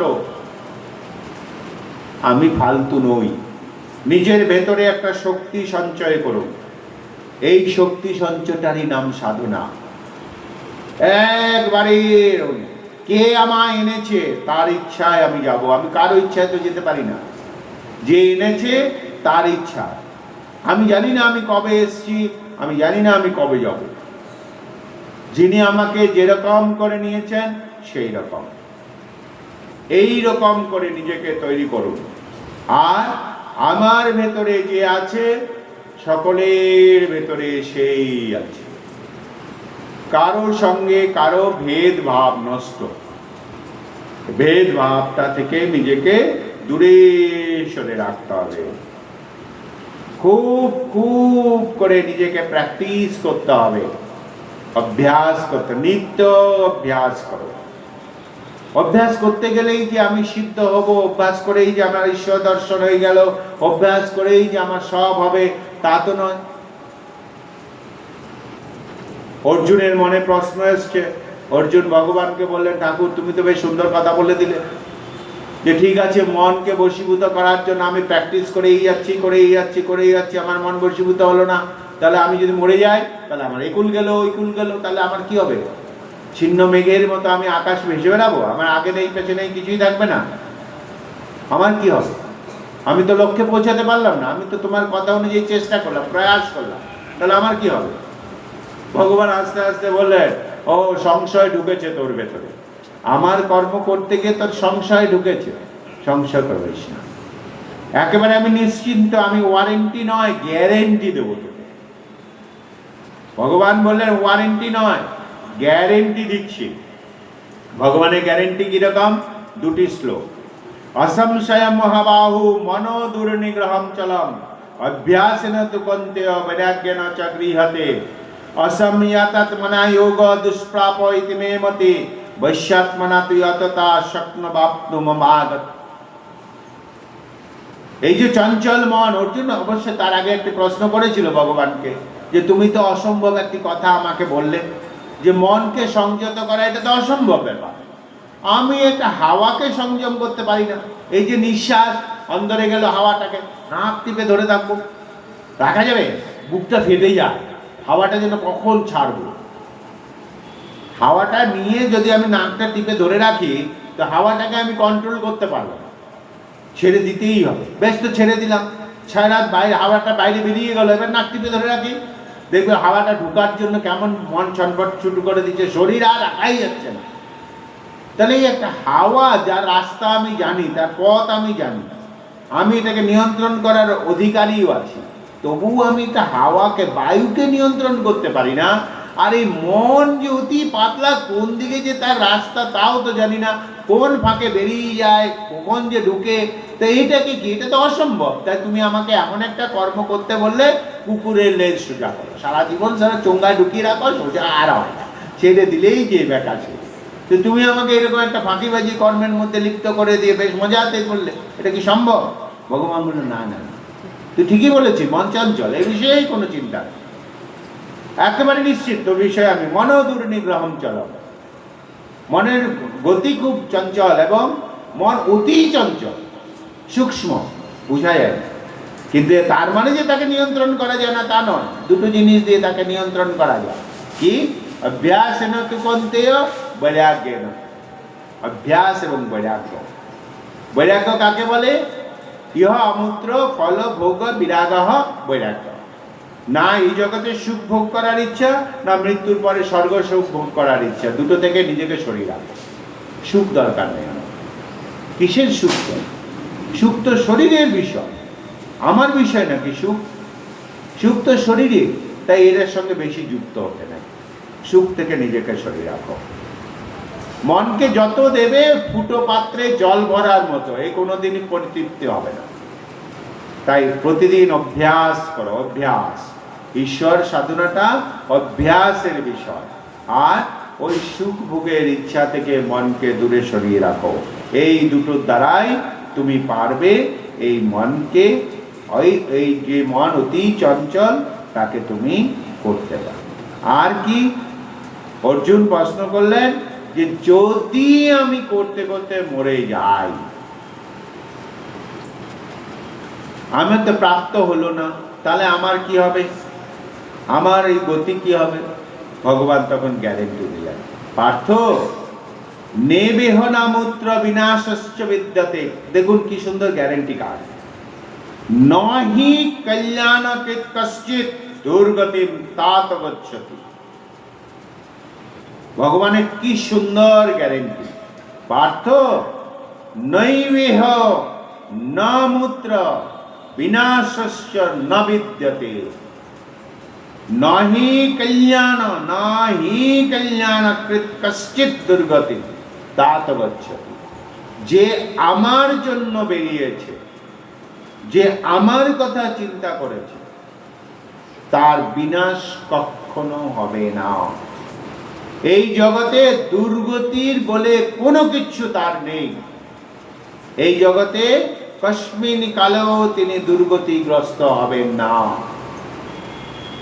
কি গ্যারেন্টি দেখো, ভগবান বলছেন না গ্যারেন্টি, আমার গ্যারেন্টি, তার দুর্গতি নেই। করতে করতে সে মরে গেছে, তার আয়ু শেষ হয়ে গেছে, প্রারব্ধ শেষ হয়ে গেছে, সে যোগা করছে, মন সংযত করার চেষ্টা করেছে, কিন্তু পারেনি। তাই বলে তার দুর্গতি? কস্মিন কালেও নয়। তার কোনোদিন তার সমস্ত কিছু আমি নিয়ে নেব। কি বলছে? প্রাপ্য পুণ্য কৃতাম লোকানুষ্ঠিতা শাশ্বতী সমা সুচিনাম শ্রীমতাম গেহে যোগ ভ্রষ্ট জায়তে। অথবা যোগিন কুলে অথবা যোগিনামেব কুলি ভবতি ধীমতাম এতদ্ভি দুর্লভতরম লোকে জন্ম অধিদৃশাম। মৃত্যু হয়ে গেছে, তার কোনো ব্যাপার নেই। যেখানে শেষ করেছে সেখান থেকে শুরু করার ব্যবস্থা আমি করে দেব। যেখানে সে শেষ করে গেল, আবার শূন্য থেকে শুরু নয়, আমি তার ব্যবস্থা নেব। এমন সুন্দর একটা গৃহে তাকে দেব, সে সেখানে গিয়ে যখন সেখান থেকে সে শুরু করতে পারে। তাকে এমন একটা সুন্দর অর্থবৃত্ত ঘরে জন্ম হবে, উচ্চ বংশে জাত হবে, কিংবা কোনো যোগীর কুলে গিয়ে পৌঁছে গেল। জন্ম হলো যেখানে সেখানে, কিন্তু ছোট্টবেলায় বেরিয়ে চলে গেল, গিয়ে সেই কোনো সন্ন্যাসীর পাশে চলে গেল, ব্যাস যোগী নাম কুলে। তার মনে পড়ে গেল যেখানে শেষ করেছে সেখান থেকে সে তুলে অতি দুর্লভ জন্ম আমি তাকে দেব। যে জন্ম সাধারণ হয় না, সে দুর্লভ জন্ম আমি তাকে দেব। ভগবান গ্যারেন্টি নিয়ে নিয়েছে আমার চিন্তা করে, বরং আমি কোথায় জন্মাবো, আমার কোথায় কি হবে না হবে, সব তো তিনিই করবেন। তিনি গ্যারেন্টি দিয়েছেন। তাহলে আমি যদি অবিশ্বাসী হই, ভগবানের উপরে যদি আমার বিশ্বাস না থাকে, তাহলেই তো সংশয় থেকে যাবে, সংশয় আত্মার গতির চরম গতি হবে। তাই একদম নিশ্চিন্ত মনে ভগবানকে সব ছেড়ে দেওয়া যায়। এই কুল ওই কুল, দুই কুলই তার হাতে। আবার কি আছে, আমার চিন্তা কিসে? নিশ্চিন্ত মনে হরিনাম জপ করো। ভগবানের মনকে শুধু বশীভূত করো, মনকে এই বিষয় থেকে দূরে সরিয়ে নিয়ে আসতে হবে। বিষয় চিন্তা থেকে মনকে সরাও, এটাই এই অধ্যায়ের মূল। এরপরে আমরা পৌঁছে যাব পরবর্তী অধ্যায়, জ্ঞান ও বিজ্ঞান যোগ।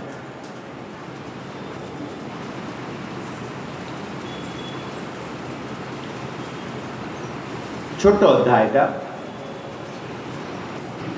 প্রথমে আমরা বলে রাখি জ্ঞান আর বিজ্ঞান সম্পর্কে ঠাকুর রামকৃষ্ণের পরিভাষা। জ্ঞান কাকে বলে, বিজ্ঞান কাকে বলে। ভগবান একটি উদাহরণ দিয়েছিলেন, কথামৃতে আছে দেখবেন গল্পটি, গল্প নয় কথাটি, যে দুধ যে দেখেছে জেনেছে তাকে জ্ঞানী বলে, আর দুধ খেয়ে যে হাইঢাই হয়েছে তাকে বিজ্ঞানী বলে। এই হলো জ্ঞান আর বিজ্ঞানের তফাৎ। ঈশ্বর সম্পর্কে জানা আর ঈশ্বরকে প্রাপ্ত করা, এই দুটি। ভগবান এখন বললেন ময়াসক্ত মনঃ যোগম, ময়াসক্ত মনঃ পার্থ যুগমুঞ্জন মদাশ্রয় অসংশয়ন সমগ্রম মাম তথা জ্ঞাসশ্চিতশ্রিণো জ্ঞানম তেহম সবিজ্ঞানম বক্ষ্যমশীষতঃ यद्गत्वा निह भुवन्न ज्ञातव्यम विशिष्यते।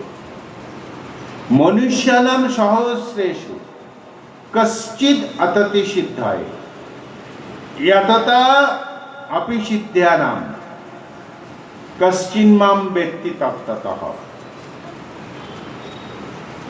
খুব সুন্দর। আজকের যুগে নয়, আদিম যুগও আপনারা দেখতে পাবেন এই জগতে সহস্র সহস্র হাজার হাজার মানুষ আছে।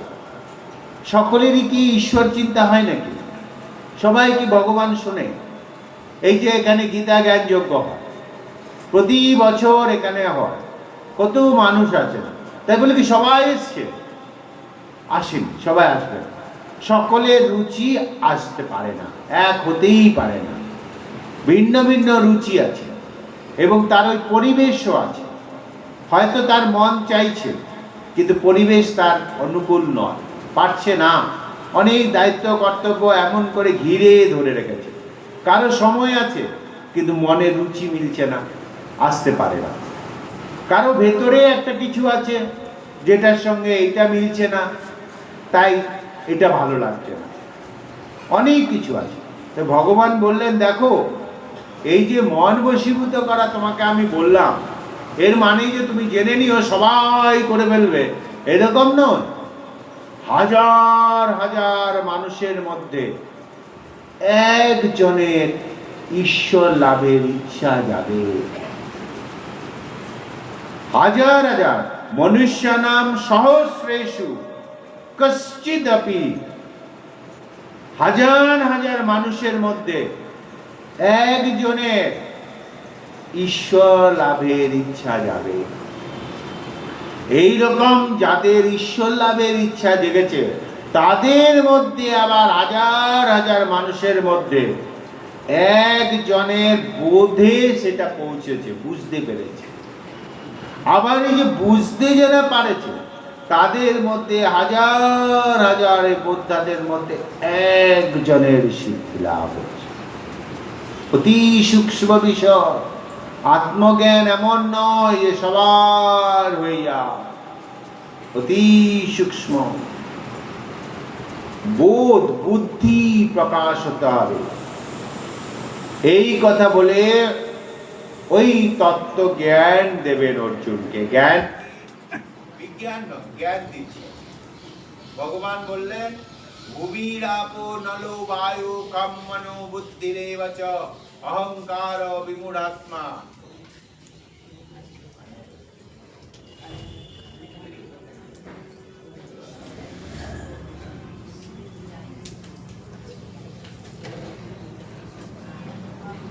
ভূমিরাপো নলো বায়ু কম মনো বুদ্ধিরেব চ অহংকার ইতিয়ম্মে ভিন্না প্রকৃতিরস্তধা অপরেয়ম ইতি সন্ন্যাম প্রকৃতিম বিদ্ধি মে পরাম জীবভূতা মহাবাহো অয়দম ধারয়তে জগৎ। একেবারে মূল সূত্র কি সুন্দর করে ভগবান দিয়ে দিলেন। এর নাম জ্ঞান। কিছুই নয় অর্জুন। ভূমি, আপো, অনল, বায়ু, খম, অর্থাৎ মাটি, জল, অগ্নি, বায়ু, আকাশ। তার সঙ্গে কি যুক্ত হয়েছে? মন, বুদ্ধি, অহংকার। এই যুক্ত হয়ে গেছে, এই যুক্ত হয়ে এই প্রকৃতি তৈরি হয়েছে। এবার আবার প্রকৃতিতে চলে ওই প্রকৃতি পুরুষ আসছে, আবার দেহ আর দেহি, ওই একটাই সূত্র এক। এবারে জ্ঞান কি জিনিস? জ্ঞান বললো, জ্ঞান কি? ভূমি রাপ অনল বায়ু ক্ষম মন বুদ্ধির অবচ অহংকার বিমূঢ়াত্মা, এই ভিন্ন প্রকৃতির অষ্টধা, এই আটটাই হলো প্রকৃতি। অষ্টধা এই প্রকৃতির আটটা কি কি বললাম? ভূমি আপ অনল বায়ু ক্ষম মন বুদ্ধি অহংকার। হয়ে গেল না? পাঁচটা হলো মূল, আর তার সঙ্গে তিনটে, মন বুদ্ধি অহংকার, পাঁচে তিনে আট, পাঁচটা পঞ্চমহাভূত সঙ্গে তিনটে, আটটা, এই অষ্টটা হলো প্রকৃতি। ওই যে 24 প্রকৃতির কথা বলা হয়েছিল সাংখ্য যুগে, এবারে জ্ঞান যুগে এসে গিয়ে ওইটাকে আরও ছোট্ট করে নিয়ে এসে বললো আটটা, অষ্টটা।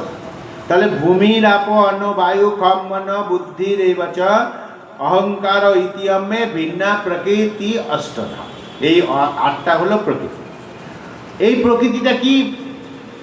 এটা খুব নিকৃষ্ট, এই দেহটা নিকৃষ্ট বললেন ভগবান। অপরেয়ম ইতি সৈন্যাম প্রকৃতি, এটা অপরা। অপরা কাকে বলা হয়? অপরা বলা হয় যা আজ আছে কাল নাই, এটাকে অপরা বলা হয়। এটা অপর, এটা তোমার নিজের নয়, এটা অপর। অপর বলি না আমরা, এটা অপরের বলি না, অপরের মানে অন্য কাজ, এটা অন্য, এটা তোমার নিজের নয়, এটা অপরায়। এই অপরটা কি? স্তৈন্য, একেবারে নোংরা। তাই অপরিয়ম ইতি স্তৈন্যম প্রকৃতি, আমারই এই প্রকৃতি। নিজেই বললেন আমি সৃষ্টি করেছি, কিন্তু এই দেহটা কে সৃষ্টি করেছে? আমি করিনি, দেহ তো ভগবান দিন। তা দেহটা কে তৈরি করেছে? বলছে আমারই প্রকৃতি। আমার প্রকৃতিটা কিরকম? এটা অপরা, এটা নোংরা, এটা আজ আছে কাল নাই, এটা নোংরা, এটা বিষয়বস্তু দিয়ে গঠিত। কিন্তু একটা কি?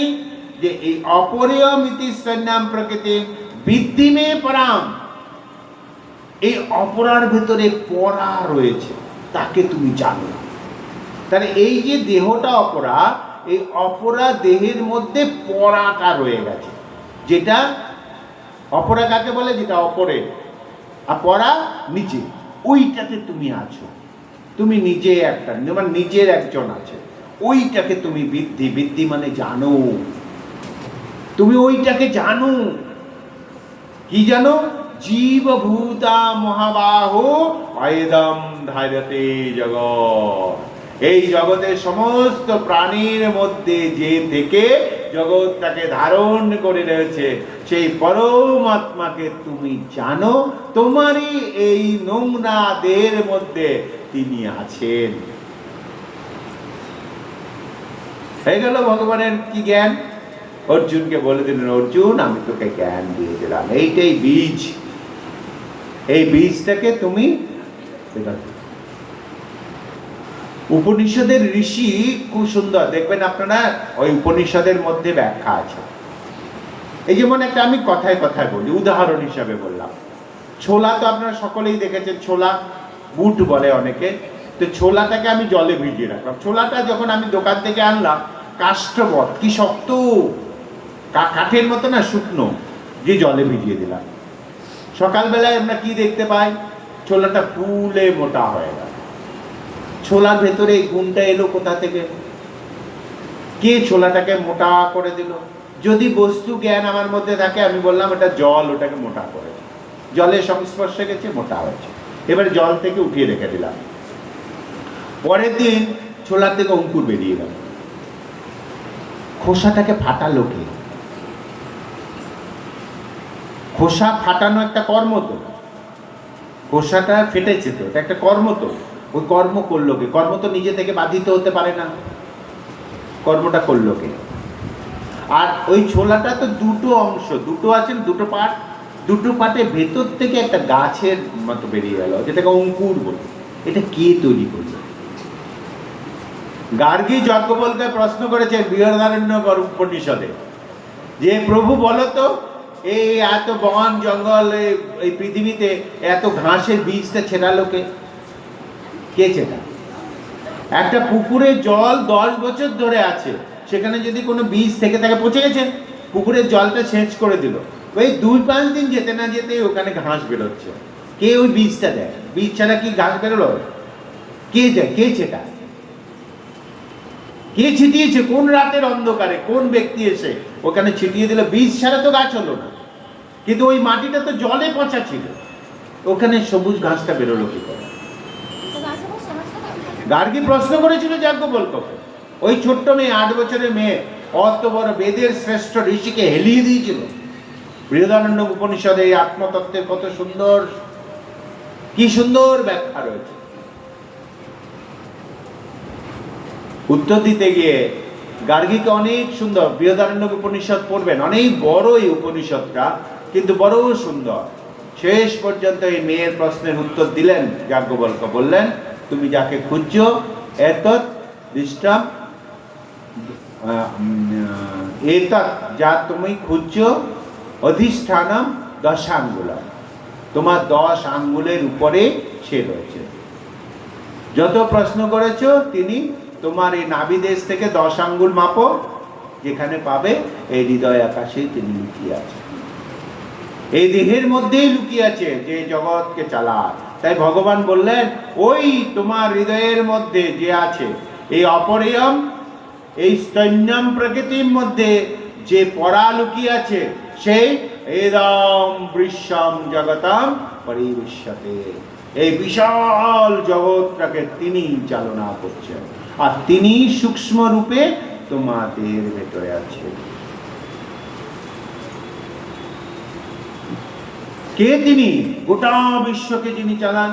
বলছে, আমি রসহমস্তু কন্তেয় প্রভাস্মি শশী সূর্যেয় প্রণব সর্ববেদেষু শব্দকে পৌরুষম নিষু পুণ্যগন্ধ পৃথিব্যাম চ তেজরাশি বিভাবসু জীবনম সর্বভূতেভ্য তপস্যাস্মি তপস্বিষু।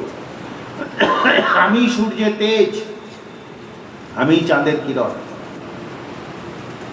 ওই সূর্যের যে তেজ, সূর্য আছে, আগুন আছে, আগুনের তেজকে দেখা যায় না। তেজ দেখা যায়?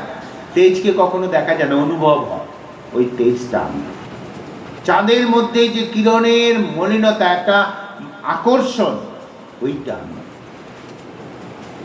আমি জানবে ওই প্রণবের মধ্যে যে শক্তি, ওই শক্তিটা আমি। প্রণব তো শব্দ উচ্চারিত হয় ওম, কিন্তু তার উচ্চারণ কর্তা যে শক্তিটা পায়, ওইটা আমি। এইভাবে তুমি আমাকে কই, আমি পৃথিবীর গন্ধ, আমি এই জ্যোতিষ, সমস্ত জ্যোতিষের মূল, আমি প্রাণীগণের জীবন। এইভাবে আমাকে তুমি খোঁজো। আমি বীজ। কি অদ্ভুত তত্ত্ব এই বীজ তত্ত্ব! বৃহদারণ্যক উপনিষদ পড়তে পড়তে আপনি দেখতে পাবেন, বৃহদারণ্যকে আছে এবং মণ্ডক্য উপনিষদে খুব সুন্দর ব্যাখ্যা আছে। এই যে বীজ, বীজ যেমন ধান, ধানের উপরে একটা খোসা থাকে, তুষ বলা হয় না, তুষ। ধানের উপরে একটা খোসা থাকে। খোসাটা তো কি আছে? খোসাটাতে তো প্রাণ নাই। খোসাটাতে প্রাণ আছে? খোসাটাতে প্রাণ নাই, এটা আবরণ। কিন্তু খোসাটাকে যদি আমি ছাড়িয়ে দিই, আর বীজটাতে বীজ বেরোবে, চারা বেরোবে। তাহলে বীজটাকে রক্ষা করেছে কে? ওই যে প্রাণ শক্তিটা, যে ধানের ভেতরে যে বীজটা আছে, তার প্রাণ শক্তিটাকে, অঙ্কুরোদ্গম শক্তিটাকে রক্ষা করে কে? ওই খোসাটা, আবরণটা। এই বীজ আমি। কিন্তু আমি কেন এই অপরয়ার মধ্যে রয়েছি? আমি উন্নত হয়েও আমি কেন এই ঘৃণ্যতার মধ্যে আকৃষ্ট হয়ে রয়েছি, আবৃত হয়ে আছি? কারণ ওই যে বীজ, ওই বীজ যেমন একটা খোসা দ্বারা আবৃত হয়ে তার অঙ্কুরোদ্গম, তার সৃষ্টির শক্তিটাকে আবৃত করে রাখে, আমিও সেই। এই দেহরূপ, এই ঢাকনাটা দিয়ে ওই বীজ রূপ আমি লুক্কায়িত হয়ে আছি। তুমি আমাকে জানো। এই খোসাটা কোনো কাজে না, তুষ কোনো কাজে লাগে না, কিন্তু তুষটাকে ছাড়িয়ে দিলে বীজটার ভেতরে আর প্রাণ শক্তি থাকবে না। তাই দেহটাকে যতক্ষণ আছে ততক্ষণ তোমার জানতে হবে। দেহটা চলে গেলে কি করে জানবে? আর তো জানার শক্তি না। তাই বীজম্মাম সর্বভূতানাম, সব প্রাণীর যে বীজ, ওইটাই আমি। বীজ কাকে বলা হলো? এই দেহটা হলো খোসা, আর তার ভেতরে যে পরমাত্মা সেটা হলো এইটা। যেমন ওই প্রথমেই বললাম, ওই কি বললো, কোষ অসি, কোষের মধ্যে অসি বললেন না, ওইটা। এই আত্মাটাকে, পরমাত্মাটাকে অর্জুন তুমি জানো, এ একটা অপরেয়া স্তৈন্য প্রকৃতি দ্বারা নিকৃষ্ট একটা ঢাকনা দ্বারা আবৃত হয়ে আছে। কেন আবৃত হয়ে আছে? ঢাকনাটা খুলে দিলে আমার ভেতরে সৃষ্টির যে এটা থাকবে না। যতক্ষণ এই ঢাকনা আছে ততক্ষণ সৃষ্টি, ঢাকনা চলে গেলে সৃষ্টি শেষ। তো এইটাই বলছে, দেহটা বোধ যতক্ষণ তোমার ভেতরে আছে ততক্ষণ সংসার, দেহবোধটা চলে গেলে তুমি মুক্ত। এই দেহটাই, এইটা তুমি জানো।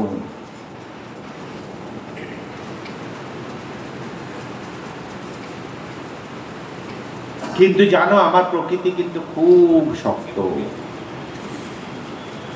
আমি এই প্রকৃতি দ্বারাই জগৎ চালনা করি। আমার এই প্রকৃতিকে লোকে মায়া বলে। এই মায়ায় আশ্রিত হয়ে এই জগৎ চলে। এই মায়া কাকে বলে?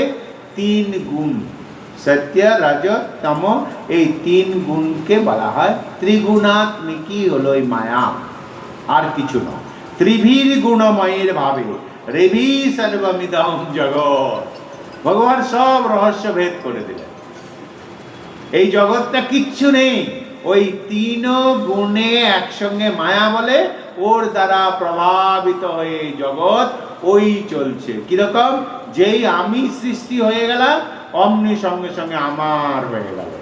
এই আমি আর আমারটা, এটাই আমি অহংকার, আমার হলো মায়া, কিচ্ছু আমার নয়। অকারণে আমরা নিজেরা নিজেদেরকে বুঝাই এটা আমার, আমার, আমার, আমার, আদৌ কোনোটাই আমার কিচ্ছু নাই। অথচ এইটার ভেতরে একটা আকর্ষণ দিয়ে আমার সৃষ্টি হয়েছে। আর এই আমাতেই মানুষগুলো মোহিত হয়ে গেছে। মোহিতম না বিজানাতি, এই মোহগ্রস্ত যারা একবার মোহিত হয়ে গেলে ন অভিজানাতি, সে জানতে পারে না মামেভ্য পরমভ্য, আমি যে জগতের মালিক, এই কথাটা না জেনে সে বেটা মাঝখান থেকে বলে আমি মালিক। পরিষ্কার হয়ে গেল। ভগবান কি বললেন? মায়া দ্বারা আচ্ছন্ন হয়ে এই জগতে প্রাণীরা আমি যে প্রকৃত মালিক, ঈশ্বর যে জগতের প্রকৃত মালিক, সেইটা ভুলে গিয়ে নিজে বলছে আমি মালিক। কেন বলছে? মায়ার দ্বারা প্রভাবিত হয়ে। কেন মায়ার দ্বারা প্রভাবিত হলো? দৈবী হোষা গুণময়ী মম মায়া দূরত্বয়া মামেব এ প্রবদ্ধন্তে মায়ামেতাম তরন্তিতে নমাম দুষ্কৃতি ন মূঢ়া প্রবধ্যন্তে নরাধমা মায়াপারিত জ্ঞানা আসুরম ভাবমাশ্রিতা। কি গালাগালি দিচ্ছেন ভগবান, মন্দ ভাষা ভগবানের মুখ থেকে বেরোচ্ছে। দেখো, দুষ্কৃতি, মূঢ়, নরাধম, কি কথা না ভগবান বলছেন। কাদেরকে বলছে? দেখো, আমার মায়া, আমার ওই দৈবী মায়া বড় বড় কঠিন। দৈবী হিংসা গুণময়ী মম মায়া দূরত্বয়া, আমারই মায়া, কিন্তু সে বড় দূরত্ব, তাকে অতিক্রম করা যায় না। আমারই সৃষ্টি মায়া তাকে ঘিরে ধরেছে, অতিক্রম করতে পারবে না। মামিময়ী প্রয়দ্যন্তে মায়ামেতাম তরন্তিতে, অথচ তাকে পার হতেই হবে। কি জাদুকরেরই জাদুকর দেখো, নিজেই গর্ত করেছে আর নিজেই বলছে বেরো বেরো।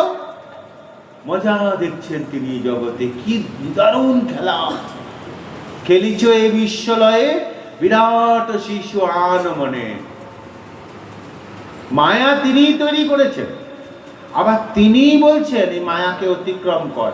আমি দেখে মজা পাই।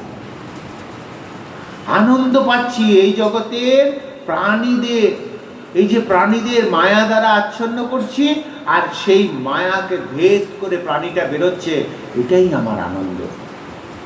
ওই যে আগে বললেন ওই গর্ভের ভেতরে সন্তানটাকে রেখেছি, ওই সন্তানটাই নিজে গর্ভকে ভেদ করে পর্দা ফাটিয়ে বেরোচ্ছে, এটা আমার আনন্দ। তোমাকে অন্ধকারের মধ্যে রেখেছি, তুমি নিজে থেকে যেটাকে ভেদ করে বেরোচ্ছ, এইটাই আমার আনন্দ। কিন্তু মূর্খরা, দুষ্কৃতীরা, নরাধমরা এই আমার এই মায়ার এই আনন্দটা তারা দিতে পারে না। দেখো ঠাকুর আনন্দ পাচ্ছে, তুমি মায়াকে শেষ করছো, আনন্দ পাচ্ছ। তুমি মায়া দ্বারা আবৃত হয়ে লেজে গোবরে হয়ে গেছো, ঠাকুর বলছে এটা আমার আনন্দের নয়। তাকে তো এটা দিয়েছি ভেদ করার জন্য, সে আরো বেশি জড়িয়ে গেছে। তাই মানে ভেতর থেকে দুঃখে বলছে, মানুষ নর হয়েও অধম, কৃতকর্ম সুকর্ম করলো না, পর্দাটা ফাটাতে পারলো না। দুষ্কৃতি নমুরা, এরা দুষ্কৃতি।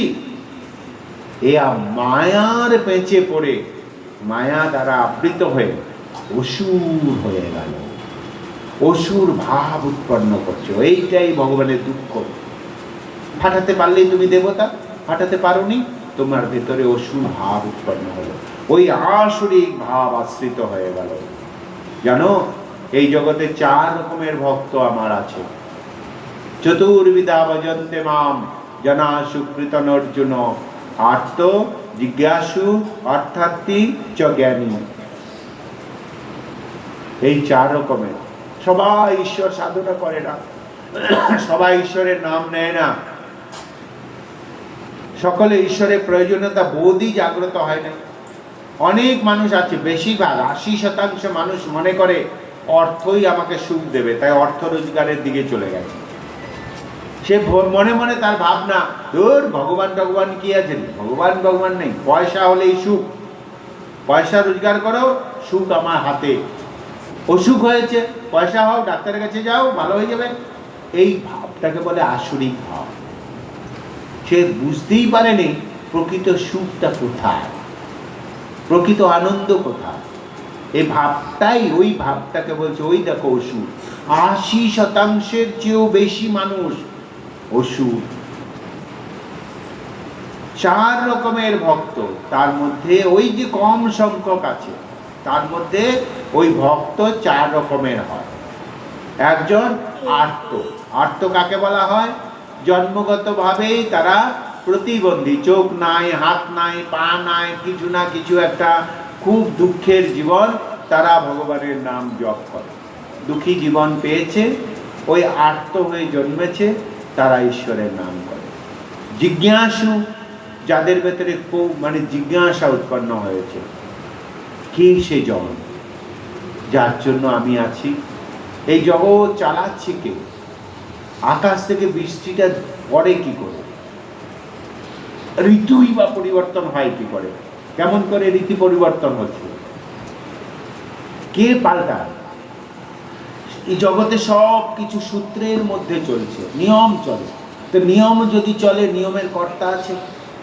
আবার নিয়মে না চললে যে তার পানিশমেন্ট হবে, তার পানিশমেন্টের কর্তা আছে। তাহলে কে সে জন? এই জিজ্ঞাসা তার ভেতরে এসছে, তাকে জিজ্ঞাসু বলা হয়। অর্থার্থী, এই অর্থার্থী শব্দের অর্থ রোজগার, পয়সা চাওয়া। এই পয়সার জন্য ভগবানের কাছে অনেকে যায়, বিপদে পড়েছে, বেটা কোর্টে গিয়ে কেস খেয়ে গেছে, এখন এসে ভগবানের কাছে ঠাকুর ঠাকুর ঠাকুর উদ্ধার করে দাও, সোনার মালা দেবো, এই সেই দেবো। ঠাকুরের নাম তো করছে, কেন করছে? না বেটা বিপদে পড়ছে। অর্থ রোজগারের ধান্দা, ব্যবসা করে। কিরকম ব্যবসা জানো তো? ঠাকুরের কাছে এসে আবার শর্ত দেয়, ঠাকুর সোনার মালা দেব। কিরকম সোনার মালা? যে সব কিছু বিক্রি করে দেবে তা নয়, তুমি আমাকে যতটা দেবে তার থেকে একটু কম দেবে, তাই না? অতটা পেয়ে গেলে তার থেকে একটু দেবে। ব্যবসা হয়ে গেল ঠাকুরের সঙ্গে, অর্থার্থী। আর জ্ঞানী, যে জ্ঞান লাভ করে ফেলেছে, ঈশ্বরকে জেনে ফেলেছে যে এই অপরিয়মের ভেতরে পড়া আছে, এই অপরা আমার চিরকাল থাকবে না, এটা নষ্ট হয়ে যাবে, এই ভস্মীভূতস্য দেহস্য পুনরাগমন নাস্তি, তাই এর ভেতরে যে আছে সেই আমার চিরসঙ্গী, তার সঙ্গ করো। জ্ঞান এই 4 রকমের ভক্তের মধ্যে ভগবান বললেন জ্ঞানী আমার প্রিয়, কারণ সে সর্বদা আমার সঙ্গে থাকে, সব সময় আমার কথা চিন্তা করে। অর্জুন, এই জগতে এই জ্ঞানীদের সহজে তুমি পাবে না, সহজে তুমি দেখতে পাবে না। বহু জন্ম জন্মান্তরকৃত কোনো পুণ্য সঞ্চয় করতে করতে হয়তো একদিন এরকম জ্ঞানীর দর্শন পাবে। অগাধ কর্মফল, সঞ্চিত কর্মফল এক কাট্টা করে তবেই তুমি পাবে। বহু নাম জন্ম নামান্তে জ্ঞানবান মাম প্রপদ্যন্তে বহু দেব সর্বমিতি স মহাত্মা সুদুর্লভ। বারে বারে প্রতি বছরই আপনাদের কাছে আসি আর ওই ভাব, এই কথাই মনে মনে ভাবি, কত জন্ম জন্মান্তরকৃত পুণ্য ফল আপনাদের সঞ্চিত আছে, যে আপনারা এই মহারাজের বিচরণ ক্ষেত্রে, মহারাজদের এই পুণ্য ভূমিতে আপনারা আসেন। আপনাদের ভেতরে এই বোধ, আপনাদের এই আকর্ষণ মুগ্ধ করে। অনেক পুণ্য, সহজে হয় না, সহজে হয় না। ভগবান নিজেই বলছেন যে এটা এমনি এমনি লাভ হয় না, বহু জন্মকৃত পুণ্য ফলে তবে এরকম একটা আকর্ষণ জেগে উঠে, যে আকর্ষণে তার কাছে আপনারা এমনি আসেননি, হঠাৎ করে আপনি চলে এসছেন তা নয়। আপনার যে ভালো লাগা, এই যে কেন এই ভালো লাগছে, এর পেছনে জন্ম জন্মান্তরিত, ভগবান বলছেন এক জন্ম দুই জন্ম নয়, বহু জন্ম, বহু নাম জন্ম নাম অন্তে তবেই এরকম একটা পরিবেশ আপনি পেয়েছেন। ওই যে ঠাকুর বলেছেন আমি পরিবেশ দেব, আমি সব দেব, তোমার দিয়েছেন তিনি। তাই এত সুন্দর পেয়ে জীবনকে নষ্ট করো না। ভগবান বলছেন করো, অনেকটা এগিয়ে চলে এসছো, পারবে, তোমার দ্বারাই এই মায়া অতিক্রম হবে, যেহেতু ভালো লাগাটা পাল্টেছে। কামস্তেস্তে ঋত জ্ঞানা প্রবদ্যন্তে ন দেবতা তম তম নিয়মমস্থায় প্রকৃতা নিয়তা স্বয়া এ ইয়ো মম এ ইয়ো ইয়াম ইয়াম তনু ভক্ত শ্রদ্ধয়া চিতমিচ্ছতি তস্য তস্য চলাম শ্রদ্ধাম তামেব বিদয়ামহম। ভগবান নিজে বলছেন যে যেমন করে যা যা চায় আমি তাকে তাই তাই